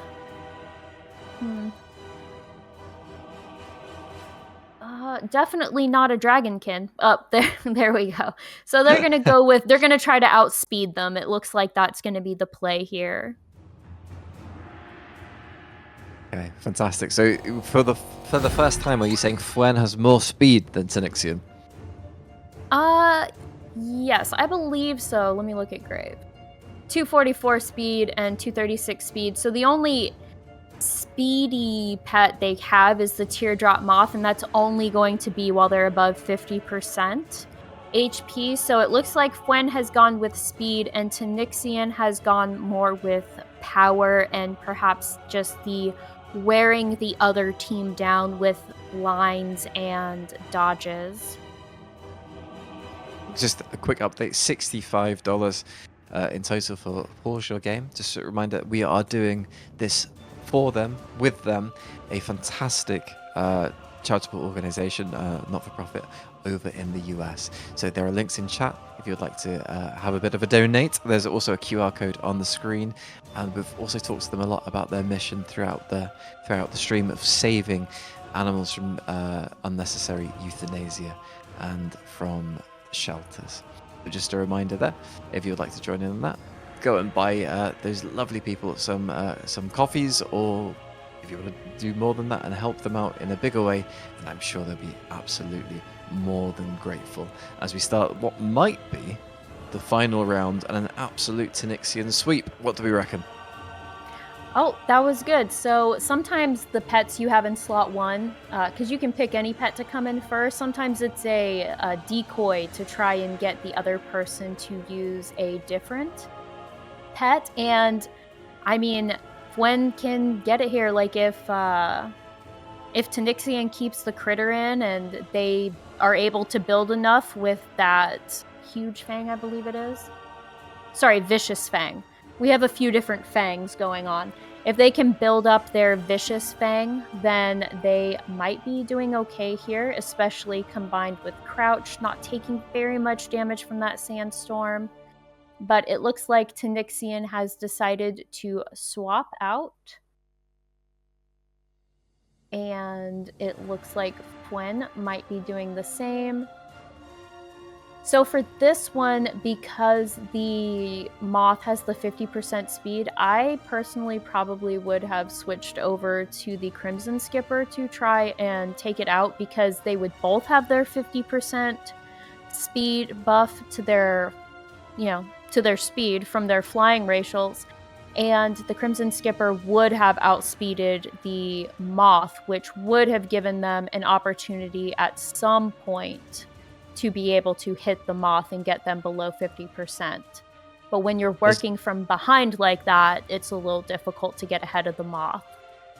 There's lots of misses and dodges and blocks going on. This seems like a lot more of a tactical battle than the previous one. Do you think that's a bit of nerves on behalf of the contestants, or just a completely different strategy that we haven't seen before so far in this matchup? I think it's definitely, because I think this is the first time in this matchup we've seen the Teardrop Moth used, and that's kind of its MO. That's what you're looking to do with that one, is you're looking to stagger your blind and your dodge and then whittle away at the other team, and it looks like that is exactly what Tanixion is doing. And they're having to wear away at the, I believe it's the, the deep research. So they went with deep research instead of the blind from the spine. So that would block 2 of the hits, but unfortunately, the Teardrop Moth still has more health. And here we go. They are below 50%. So now, whatever happens, even when the Crimson Skipper gets below 50%, it will still be faster than the moth, and that pesky moth has finally reached the end of its road. We're not seeing another dominant pet coming in for Tanixion, but this is the one that you were saying that you haven't seen much of, I believe, previously. Yeah, so the Akir Tunneler, I believe, is a BFA pet, and yeah, it's got more power than it does speed, and now we've got the Beast pet going against it. So it looks like the Rose Taipan has a lot of work to do, and there was one of those misses from Sandstorm that we unfortunately see.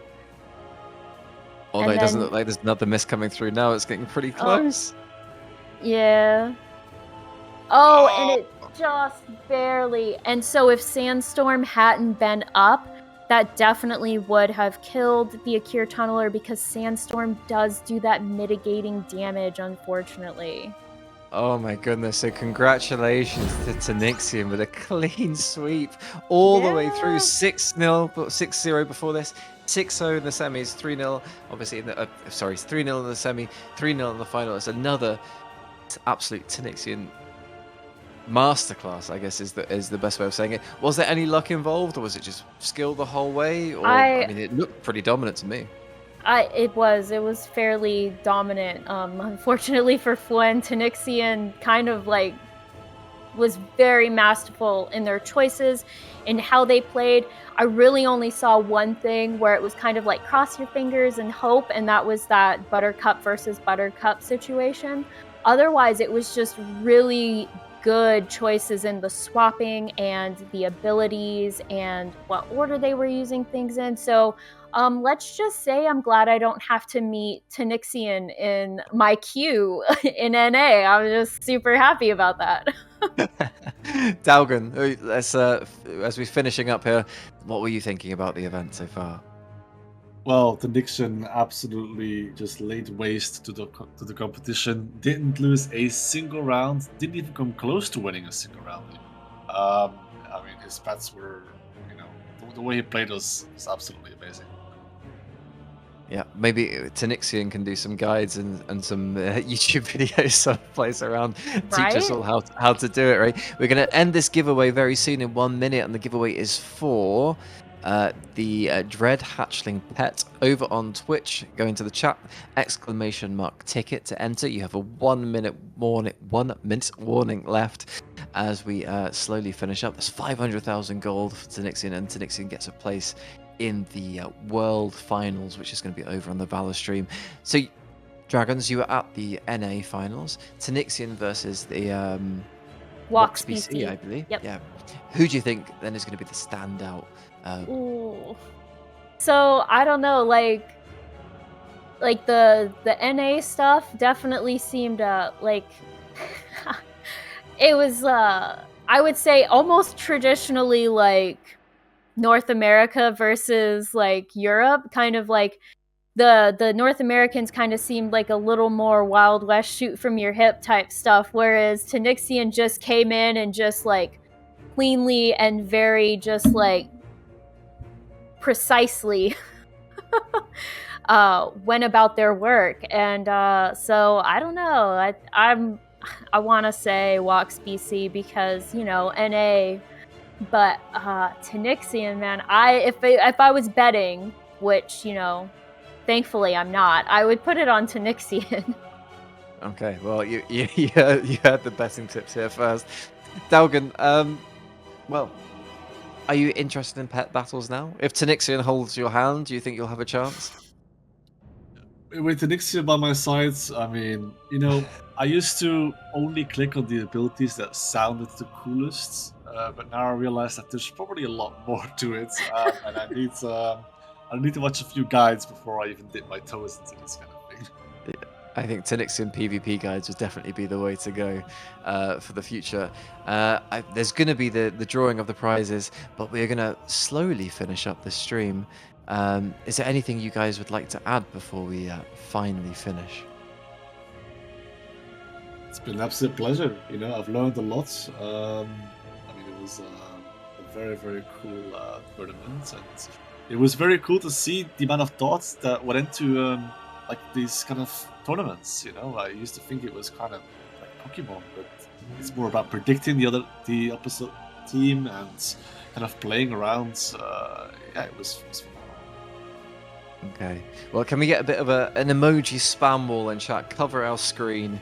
I see our producers queuing up a load of emojis. Cover all of the screen and the emojis as we say good night, goodbye. Thank you very much for joining us. I say thank you to our partners who are all at the bottom of the screen here, as well as PawsYourGame, who obviously are fantastic. Remember to try and buy them a coffee. The heroes who don't wear capes, as we said about before. Thank you to Dragons for being our lovely expert for the day. And My pleasure. Hopefully more to come, and there's definitely more of you to come. Are you on the final stream as well? I am, yes. Okay, well, you know where to find Dragons if you want more of her. Daugen, well, as we said, ping him directly if you want more of Daugen. As we... So, thank you very much for joining us. Thank you to all of our partners and sponsors, and thank you to the people who took part. And well done to Tanixion, as we say, goodbye and good night. Bye. Bye.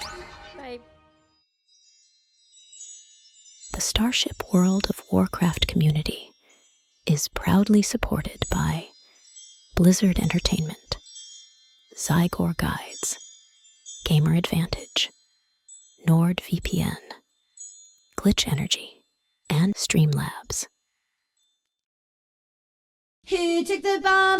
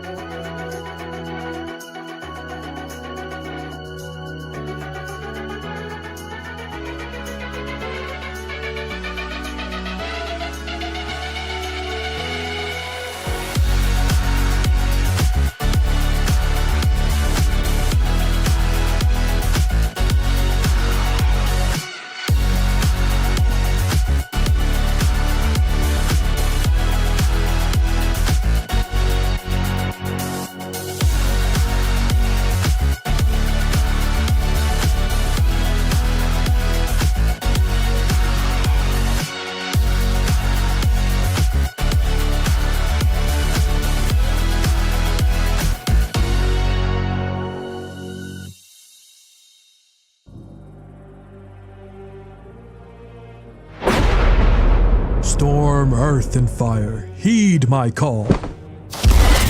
I have sacrificed everything.